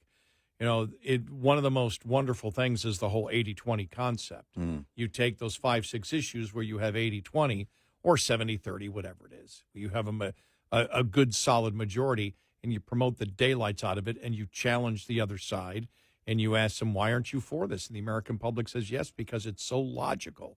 This isn't about whether to pay $12 billion for a program versus $20 billion when nobody even has any idea whether the $12 billion would make any difference in the $20 billion. Mm-hmm. This is about things that people are so self-aware about. It's so self-evident. Mm-hmm. These things that are slam dunk, and he's hitting them, and he's being extremely blunt about it. It's everything that we have been. How long ago did we say it's never been easier to promote conservative principles? Probably when you and I first started almost 20 years ago together. Yeah, I think it's been a long time coming for the GOP. What's refreshing this time around with Trump's second term is that the GOP is on board with him. And that's what he didn't have in the first term. It was like pulling teeth to trying to get the GOP on board. Remember, he had the Republicans, they had control in the first 2 years of that. And again, they weren't willing to work with him. But now you have this. Now you have something where the GOP gets it. Don't, this whole idea of, well, it was the John Boehner, we don't like messy thing. Decorum. We're going to have decorum, and we're going to have a discussion about him. You're going to have to do some work. And I don't care what you look like. I don't care, in fact, what you're saying. I want you to do the work. And it starts with identifying all the problems. You've got to be blunt about this. This is how real people talk. This is why I think the bubble of the Beltway bubble, the D.C. bubble, people feel so separated from, not just by actual distance, if you don't live near there. It's the language they've used for years to make it seem like, oh, well, you don't have a place in all this. What Trump did is open the party up to, hey, everybody, we work for you. And talked, again, in more of a plain English, albeit, Trumpism fashion. You said fashion, not fascism. That's right. Okay, just make sure people understand. They call him a fascist? And that's how people talk. They're blunt with, well, we're going to have to fix this. And you couldn't think about this. This kind of address and him being very direct. The Democrats wanted to pull a Zelensky. They wanted to have it out, and he was prepared, like he was in the Oval Office the other day with Zelensky. He was prepared and also wasn't about to flinch. He was going to let them show their true hands, let this play out. That's why he was smiling when Al Green was being taken out. Oh, yeah. I mean, when he was smiling, and the thing that I believe Trump has learned, and if there's people that believe that, Trump is a narcissist and arrogant, arrogant to the point where will never accept or learn anything, you haven't been paying attention. Right. Because that speech last night, he used to be able to, at times he could be funny, but in speeches he would drift. Yeah. He would drift. You're like, you're losing me on this. Right. You're losing me. Right. Yesterday was, I think, the best speech that he ever gave, because he hit number one, political speech. It was one of the best political speeches he's ever given. Right. And it's one of the best political speeches I've seen, because it was blunt. It hit all the issues that Americans, for the most part, not everyone, but the most part, are 70-30, 80-20 on. Right. And it hit them. He challenged the other side. Never did he come across as irritated or angry at all. Right. He was confident. He had humorous sarcasm that he used, because it was humorous sarcasm against the Democrats. There was humor. There was the seriousness of the moment. There was the passion that we're going to get these things done, and America is going to be great again. Mm-hmm. I mean, all these things. It wasn't just America's going to be great, and I'm going to drift off on, what's Hollywood doing, as he's done in the past. Mm-hmm. He didn't bother with that stuff. Everything was meat. Right. But there was humor. There was sarcasm. There was, he was condescending, toward, to the Democrats. But on everything, it was humorous. Listen to this on Greenland. Okay, here's what this. All right. I burst out laughing when I saw this. Here we go. And I also have a message tonight for the incredible people of Greenland. We strongly support your right to determine your own future. And if you choose, we welcome you into the United States of America. We need Greenland for national security and even international security, and we're working with everybody involved to try and get it. But we need it really for international world security, and I think we're going to get it. One way or the other, we're going to get it. I mean, that was a great moment. Yeah. I thought that was a great moment to explain, hey, here's what's going on here. Yeah, you got the right to determine whatever, but we think it'd be great if you became part of the United States. Right. That was a great welcoming message. It wasn't threatening. It wasn't anything. It was an invite. Yeah, it was, and I thought that was a great moment. I mean, it was by far the best speech he has ever given, and it has shown that people, he's arrogant and he's like Hitler and no, he's not. Stop it. No. He's a tool of Putin. That was a superb political speech. I never thought I'd say this. I'm giving Trump an A+ on a speech. Yeah, right.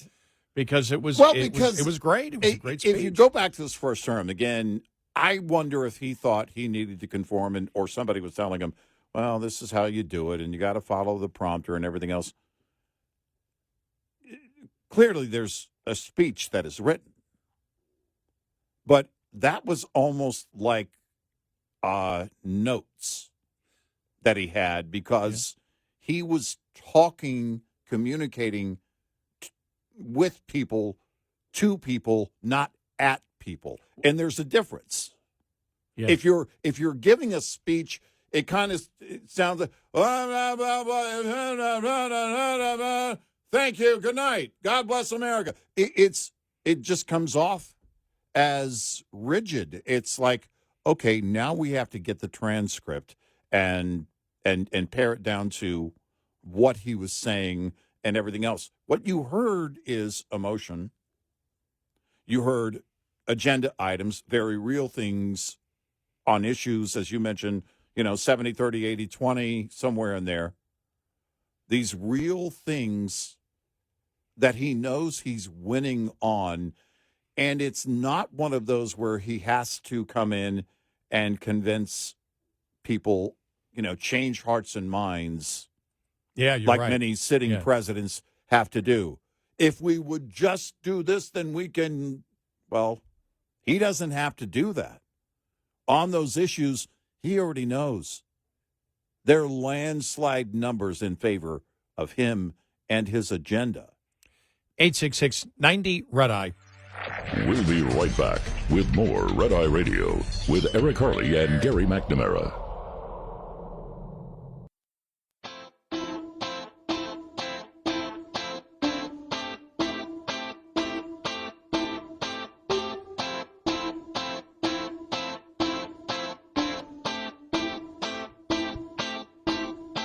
It's Red Eye Radio. He's Eric Harley, and I'm Gary McNamara. Welcome and good morning. More analysis of the president's speech last night coming up following the top of the hour.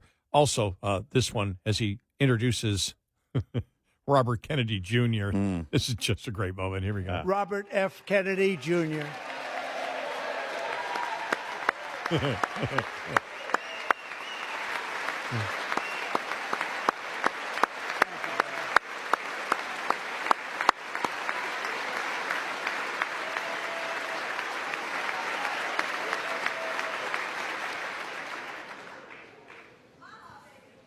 With the name Kennedy, you would have thought everybody over here would have been cheering. How quickly they forget. That's funny. I know that. It is. I love great. That. I made some kind of joke about that during the campaign. When Kennedy came on board the campaign, and it was like, look, he's even got a Kennedy. But that's funny. That was a great moment.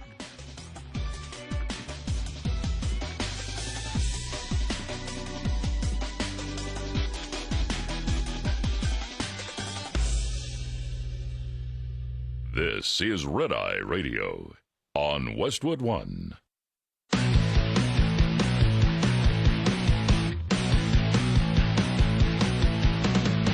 Now, it's Red Eye Radio. Gary McNamara and Eric Harley talk about everything from politics to social issues and news of the day. Whether you're up late or you're just starting your day, welcome to the show. From the Uniden America Studios, this is Red Eye Radio. All across America and around the planet, we are Red Eye Radio. He is Eric Harley, and I'm Gary McNamara. Hello. Oh, the pain. Mm-hmm. Yeah? Yeah, our great listeners are causing me some pain here. Yeah. All reminding me who my congressperson is. Yeah, tell the audience, for those that don't know, who your congressperson is. Jasmine Crockett by 3 blocks, less than 1,000 feet. Mine is Beth Van Dyne by about the same. If I head east just a few blocks. But yours is a Republican. I know, but I'm saying... People may not know that. I'm in... If you're not following along, I assumed our audience knows who Beth Van Dyne is. Crockett's kind of the new leader. of the Democrats. Yeah, the new radical, right? The new radical, yeah. She said Trump is an enemy of the United States. That was yesterday. Mm-hmm. And then everybody made sure that I got the video of her that she posted of her dancing to rap music in her office and then looks like down the congressional hall. Okay. And it's the country is divided. Somebody's got to fight for it. And then here's what it sounds like. Here we go. It's a cultural divide. I'm going to get it on the floor. You really about to do it? 40 acres in the mule. This is bigger than the music. You really about to do it? Yeah, they tried to rig the game, but you can't fake influence. And then she's dancing down the hallway of one of the hallways in the Capitol building. All right. And that came out before the State of the Union, the joint address before Congress. Yeah. Just shaking my head going, So thanks for everybody wanting to torture me with that. So just so you know, I moved in such a long time ago. The precinct I lived in is a Democratic precinct, but I'm right at the edge of looks like the gerrymandered district that is her district. So, which makes it fun that I can go after her and go after her legitimately on everything and destroy everything about her and tell you what a child she is because she represents my district in Congress. Right, yeah. And she is as radical, as unhinged, as childish, with no ideas, intellectually bankrupt as you can get. Boy, that was fun. Yeah. But she is. It's the truth. She is. And unserious as you can get. Doesn't want to solve any problems. No. It's like, she wants to go viral. Yep. Want to go viral. That's my thing. I want to go viral. I want to be a superstar. That's what I want to be. Right. Yeah, it's what I want to be. Right. That's all they're trying to do, make a name for themselves. And they care nothing about the people they serve. And she's a child. She's childlike. She really is. Yeah. Yeah. And so thanks for everybody. Thanks for torturing me. That's okay. Keep them coming. Like when I moved into since I've been there, the district has moved, which has made it a Democrat district. Right. But I live in a Democrat precinct surrounded because I live like in the last couple of blocks before you get to farmland. I'm like in the last subdivision going south of I-20. Right. If you know Dallas, if you don't, you just believe me. And I jump in my car. I'm in the car a minute, and it's farmland. And so it's just that little edge of that district that goes all the way up into Dallas that comes all the way down and catches me. And I'm in a Democrat precinct that's like 60-40 Democrat in Texas. But surrounded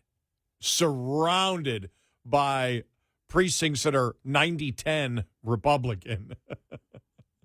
Right. But I was one of the first to move in. I didn't know what it was. I had no idea what it was going to be. Dallas Morning News several years ago did this interactive map that basically changed as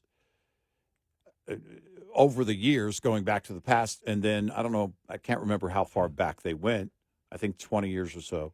And then into the year, into the next 10 or 15 years from that point, of how the districts would be changing based on the population. And that's what's happened. You and I used to share the same we did. rep in the House. Yeah, Republican. Yeah. And Kenny Marchant at the time. And now I was just looking at Beth Van Dyne's district in Texas. And hers, like all of them, they're gerrymandered like crazy. I mean, it's impossible to follow. In fact, again, if you look at it, you go down, again, just a few blocks east of west of my house. And, that's where her district, one of the lines ends. But you go east of there, and she has, it's just odd how it's gerrymandered, but it's done for a reason. They, I expected over the years, because the precinct that I live in is very red, but I live in Dallas County, which is very blue. And I expect that, and have been expecting that for a long time. Where I live in a Democrat district, and a Democrat precinct surrounded by. I mean, I'm not kidding. You look at the precincts around me; it's 90. Some of it's like 95% Republican and 5% Democrat. Yeah, and all of a sudden, there's a little blue area where my district is, but I live in a red county. Mm-hmm. Right. You're right on the border of Dallas and Tarrant. Yeah, I'm counties. I'm 1,000 feet from being out of Crockett's district, and I'm 1,000 feet from Dallas County. Yeah. I mean, it's just right there on the line. It goes, the road that goes by me, the main road that eventually goes up and becomes the tollway, really separates. It's sort of like the middle of Tarrant County and Dallas County. Tarrant County, right? Tarrant County, where Fort Worth is. Mm-hmm. But it's just but it's okay, because it gives me an opportunity to get extra angry. But why are you focusing on her, Gary? She's just one congressperson, because she's my congressperson. That's why. That's right. Yeah, it's over the years. I mean, it's changed. Pete Sessions' district used to be the one he used to serve in, which is east of here. That went blue. Again, Dallas County being blue. It's just the population change. And it's such a rapid change. What is it? We're getting roughly 100,000 people per year moving into the metro area total, something like that. And that's a big deal. That's a massive amount of people. Well, I've been here for, say, the 16th will be when I came in and filled in for a couple of days at WBAP 25 years ago. So I've been here 25 years, and North Texas is up, 3.2 million maybe? So over 100,000 a year just to Dallas-Fort Worth. Yeah, right. I think it's roughly like over 3 million people just in this metro area, not statewide, just in the metro area here, which is really, really pretty incredible when you think about it. Right. But I'll know it when a month from now, almost just a little over a month from now, I have to go to the Independent Bob Golf Tournament. And I'm driving from where I live, south of I-20 to McKinney. Actually, it's closer to, what is it, Anna, Texas. Yeah. Right. Which is like, the golf course is like, I don't know, 67 miles from my house. I got to go across town. Yeah, right. 67 miles. Yeah. So I actually, because I have a party, it's for Make-A-Wish. It's a great charity and everything else. And I play in it every year because Bob and his brother, Tom. Did you meet Tom? Yeah, I did. Oh, yeah, you met him. Yeah, you met him. Yeah. In San Diego, of all places. Yeah, exactly. Okay. Yeah. All great people. Just right. Yeah. Solid, and so I play every year, and it's for Make-A-Wish, but there's a party the day before. Yeah. And then the golf tournament starts that morning. It was probably about 6-7 years ago. I'm like, guys, I'm getting a hotel up here. I'm not going to drive 67 miles, go to the party, drive 67 miles back at 11, 12 o'clock at night, then get up in the morning, drive 67 miles again, and then turn around and drive 67 miles back. Right, yeah. I'm driving 67 miles up in the afternoon. I'm getting a hotel, and then after the golf tournament's over, I'm driving back home. There you go. Yeah. Too much. But it's like that's when you realize how big this metro area is. It's like, wow. Right. Yeah. And they expect it to grow what? I mean, what is it supposed to be? What did I hear? 30 million, 35 million in 75 years? Right. Yeah. And I'm going to be a very, very upset 135-year-old.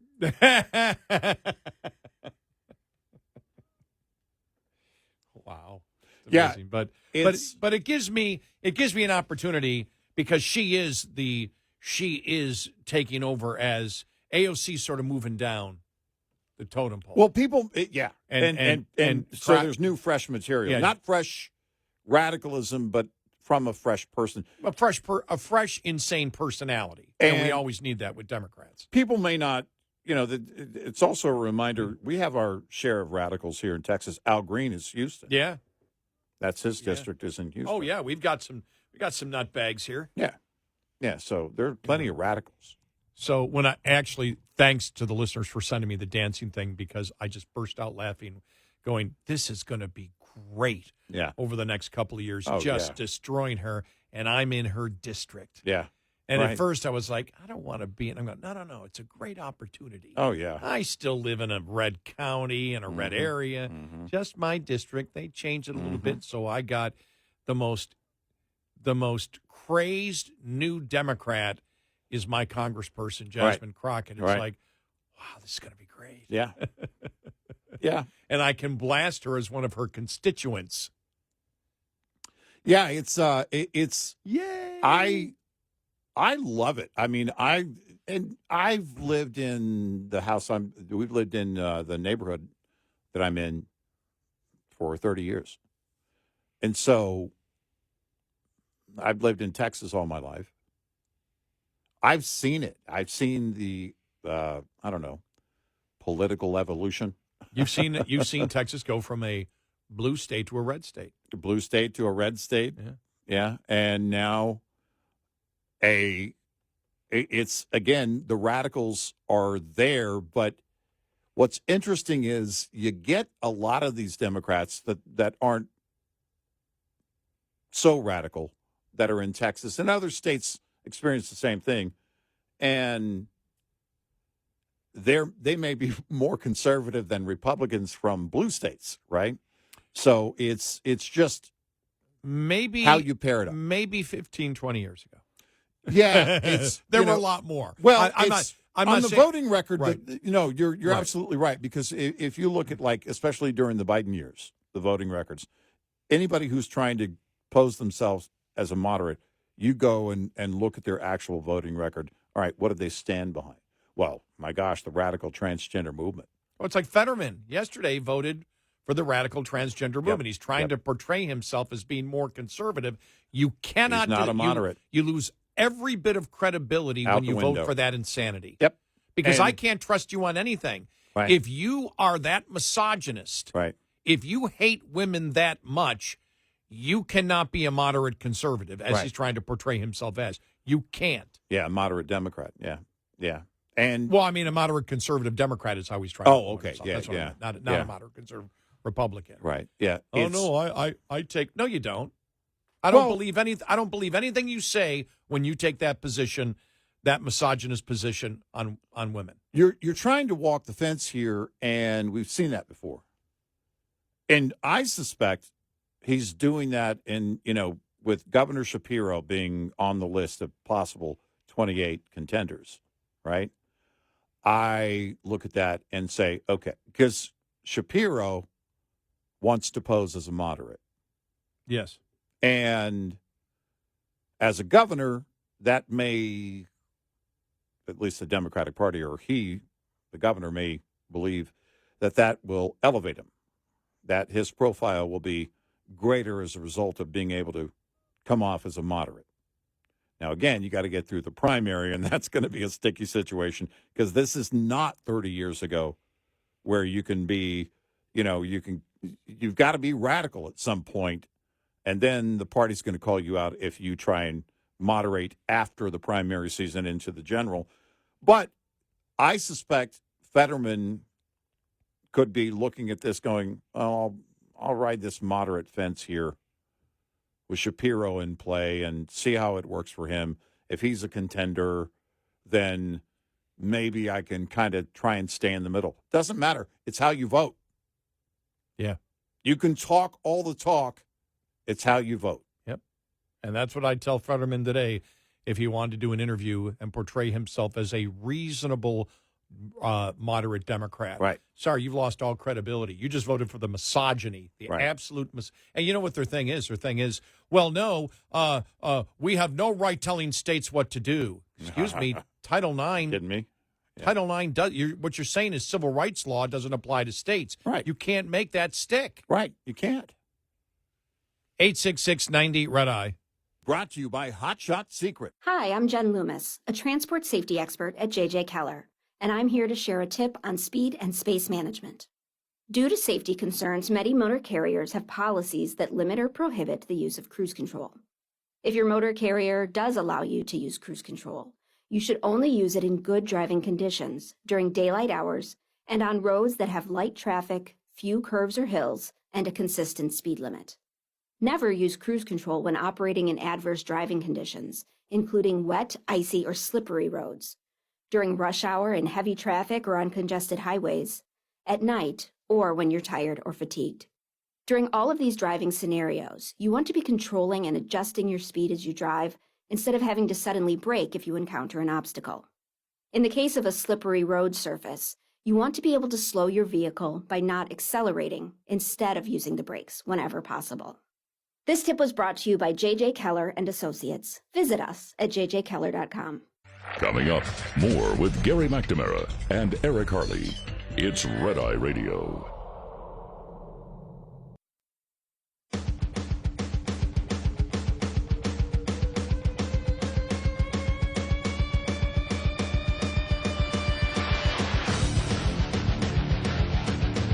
It's Red Eye Radio. He's Eric Harley, and I'm Gary McNamara. All right, now Trump did talk about the most important thing that we face here in this country, the thing that I'm looking for the most from his presidency. Mm-hmm. Here we go. I'm calling for no tax on tips, no tax on overtime, and no tax on Social Security benefits for our great seniors.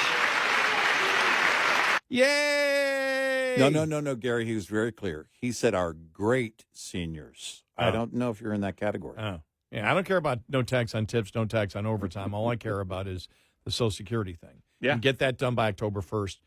I did see that that is not in the House bill. No. That none of those are specific. That, they can put them in later on, but they're not currently in the House bill. I read the other day. Right. Very disappointed.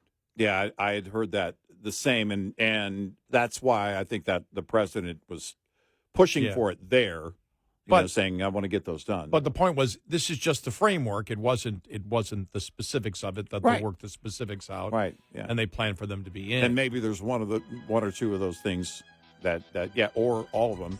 Well, if you can't do tax on tips or the tax on overtime, you just do the no tax on seniors' Social Security. Actually, politically, that is the best of all of them, I think. Well, for me, it is.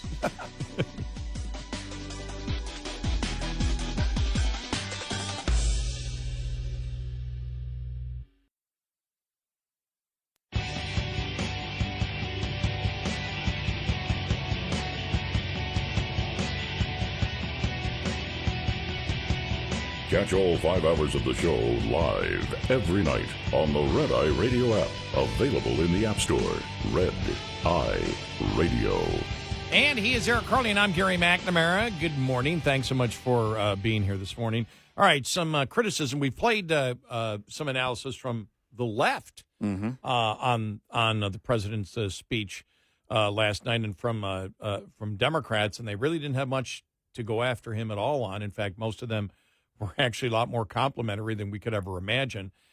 This is now some people on the right talking about it. This is Dana Perino on Fox News last night. Things that everybody can celebrate, but what really stood out to you tonight? Well, at the beginning of the speech, he started off by saying, there's nothing I can say that is going to make you clap for me, and then they proved him right. Now, many Democrats did not defend Al Green as he was escorted out. They didn't fight that. Many other Democrats left during this and went and did little videos. But I think that what it showed is that the Democratic Party still has no common sense. They have no ideas, and they have no heart. They couldn't even stand for the most inspiring moments of this speech. Here's Riley Gaines speaking after. Of course, President Trump's address, I am just left feeling inspired and hopeful, and there's so much to look forward to. He's already done so much in a matter of, 35, 40 days at this point. But that being said, another remarkable piece was the response, or really lack of, from the Democrats. I can't say I'm surprised. You've heard it addressed many times, even on this program tonight, to see the theatrics, the performative, that's what it is. It's performance that we saw from them. Wearing all the pink to symbolize standing with women.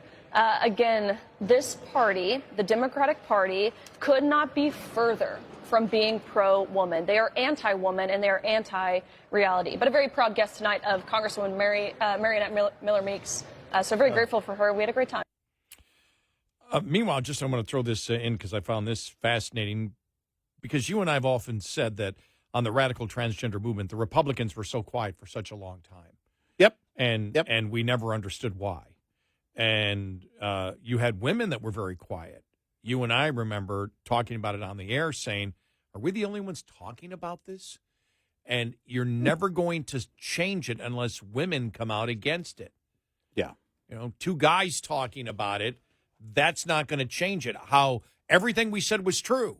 The misogyny that we talked about, the hatred towards women, the intimidation, the threats, the bullying, we knew it was wrong. And nobody disagreed with us on it. No. The only thing we would get is, oh, you guys, you're just going down a slippery slope.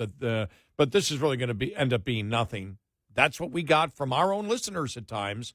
And we're like, no, it's going to be something. This could destroy feminism. And it did destroy feminism, as we know. Yep. It might not be a bad thing. There's no way it wasn't going to. There's no way because liberal feminism. You cannot roll it back. If you're on the left, whatever you're on, it has to keep going. But here it is. It's something that we've said before. Democrats are exposing their true colors by worshiping at the altar of radical transgenderism at the expense of the safety of women and girls. Representative Brandon Gill of Texas told Breitbart News, Democrats, by doubling and tripling down on the radical transgender agenda that the American people find incredibly distasteful, by forcing girls to compete with boys in sports and pushing transgender surgeries on young people, are proving themselves to be the party of perverts. How long have we said they need to start using that term? So we're happy to see that. Get straight to the point. Yep. He encouraged Republicans to be aggressive and unafraid in communicating to the public the Democrat hypocrisy and the dangers of transgender and men playing sports with women and girls. We've got to be very clear about that, he said. These are really grotesque, disgusting policy ideas. And if you want to ask who is the party that is pro-woman, it is the side that doesn't want boys beating up girls in girls' sports and the side that doesn't want men in little girls' locker rooms. That is basic common sense. You know, you and I both remember this has to go back to 2015 when Trump was asked, well, would you let a transgender woman, I think the question was, use your restroom? He said, well, I really don't care about it. And we said, wrong answer. Right. For Trump. He Right. doesn't hold that opinion anymore, does he? No. Nope. But I think he probably wasn't prepared, being so new, of that question. He wasn't thinking that's what the left was going to ask him. It would be on the issues that they always asked him about, that he had a long history of standing by, which made him so popular. It was like, no, they're going to ask you the stuff that they endorse. They don't care what you're endorsing. Right. And so they hit him on. He goes, well, I really don't care who uses the bathrooms in Trump Tower.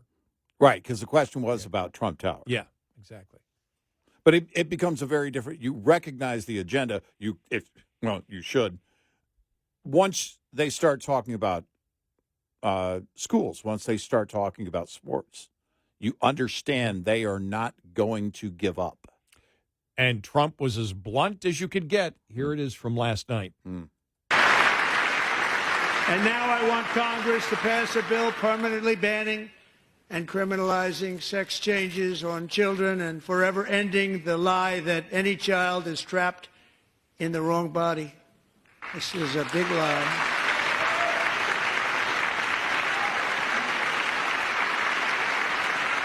And our message to every child in America is that you are perfect exactly the way God made you. Wow. Yeah. Wow. Well, by the way, I'm saying wow, not because I'm surprised at any comments. I'm just thinking to myself the reaction of the left. Well, he said the word God, so... Oh, I didn't even think about that one. Boo. Oh, they okay. didn't boo, so...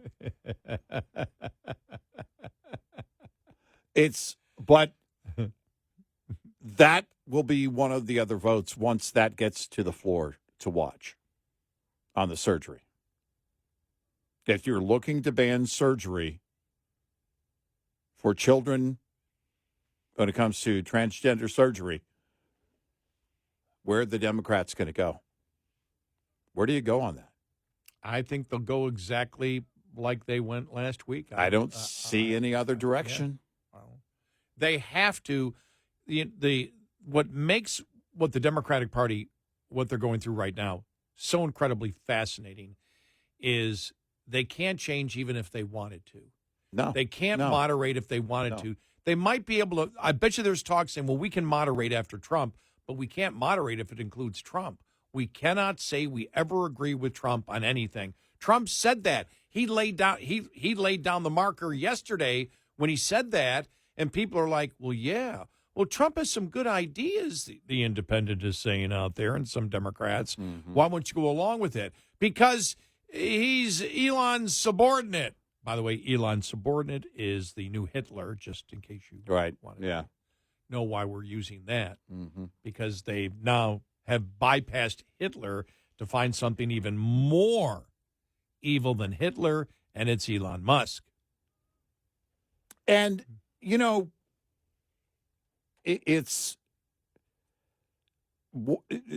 that part of it, the votes getting to the floor on all these things, because they can't support Trump. They can't support Trump's party in any way. But on these massive radical moves, you know, tax cuts, they're not going to do.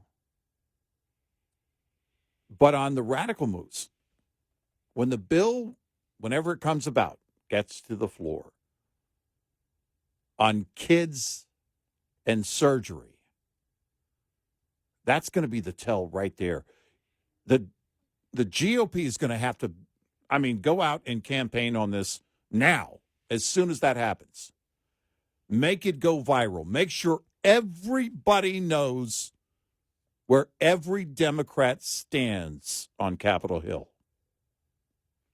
You've got a slim margin in the House. You need to widen that margin in November of next year. Republicans in the past, because we've covered it for such a long time, at times would frustrate us because they would be on the right side of the issue, but they'd only promote it for a day or two or a week. Right. Then they'd let it go like, well, it's solved because we all came out against it. Right. We're like, no, you've got to pound this every single day. Mm-hmm. And with what we saw last night, where the Democratic Party is as radical as any major political party has ever been in the history of the United States, you need to pound on it every single day because they're pounding on their insane message. So you need to respond every single day. As Representative Gill said, that's what he said. Yeah. We've got to be aggressive on this. And that's the one thing that I'm really pleased. And I hope the Republicans, take a lesson out of Trump, who learned a great lesson, I believe, over the last couple of years. Yeah. Yeah. And his, that speech he gave was a great speech. Right. He was on point. There was humor. Not one hint of meanness, by the way. Right. Not one. No. Not one. No. The tone was right. Everything was perfect in that speech, where Americans are looking, and that's why in the CBS poll of people that actually watched it, 76-23 approve. That's wild. That's wild. And I have to keep going back. I know I've said it already once this morning, but when you actually think of the last couple of years, if you think of the last 8 years, if you would have told me in the summer of 2020 that Trump would be president in 2025, and his first speech to a joint session of Congress would get a 76 to 23% favorability versus unfavorable rating, I would have told you were out of your mind. That was never happened. Yep. Yeah, I never would have seen it. And so would most people, because nobody saw everything that was going to happen. But the Democrats still don't realize, because when they say, well, 34 felonies, what they don't understand is that's why he's president. Nobody buys it. Nobody bought it. Nobody bought it. So you can repeat the same thing over and over again. Nobody bought it. But when you see, I keep saying to myself, wow, 76 to 23, and it's Trump. Yeah. And it's Trump. Yeah. And it's Trump, because the political comeback was the most unbelievable thing I've ever seen in politics, and probably will be the most unbelievable thing I've ever seen in all my years of covering politics. Yeah. Yeah. Couldn't believe it that night I could believe it that he won by the time he won. But I couldn't believe everything that had happened day in and day out. Everything has fallen apart in the attacks against him. Everything. Completely. I might understand a little bit. I don't sympathize. I might understand a little bit why Democrats are going crazy right now. Right. How could this guy do this? It's like the one video last week, the guy in the bus, and he had I think it was a soldier, but he had a MAGA hat on, and the woman behind him on the bus just screaming at him, at him. Right. Like she's losing it completely. And I'm thinking, wow, a lot of Democrats may be like that right now. Like the guy the other day, who I've known him for 40 years, who said, if you're a Republican and you support this traitor, then unfriend me now.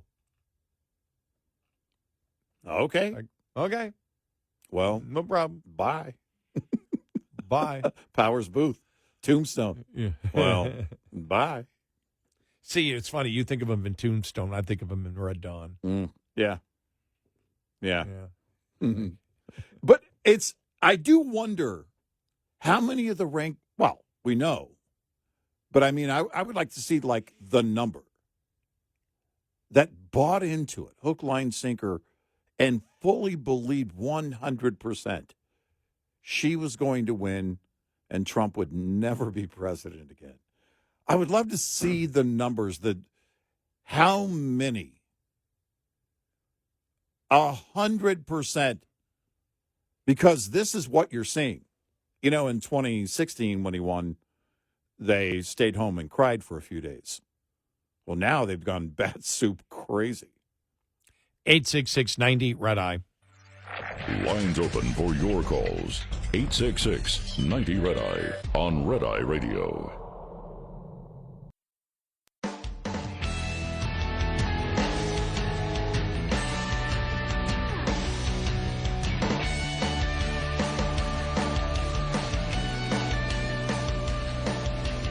It's Red Eye Radio. He's Eric Harley, and I'm Gary McNamara. Good morning. Download our Red Eye Radio app today. Hey, listen, when our show ends in an hour, it becomes our podcast. Mm-hmm. Yes, we have one more hour of the show, and then right.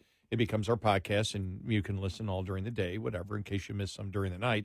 And if you're up during the night, but you cannot get us on one of our great radio stations, we stream our show live all 5 hours on our Red Eye Radio app. So you can listen to it. Thank you for listening. Yes. Thank you. So much. For those who aren't listening right now, never mind. The app is free, by the way. That may not last long, so act now. Inflation and whatnot. We have more response, more analysis of the president's joint the speech before the joint session of Congress coming up. Yep, I'll get it right. Something about joints. Yeah.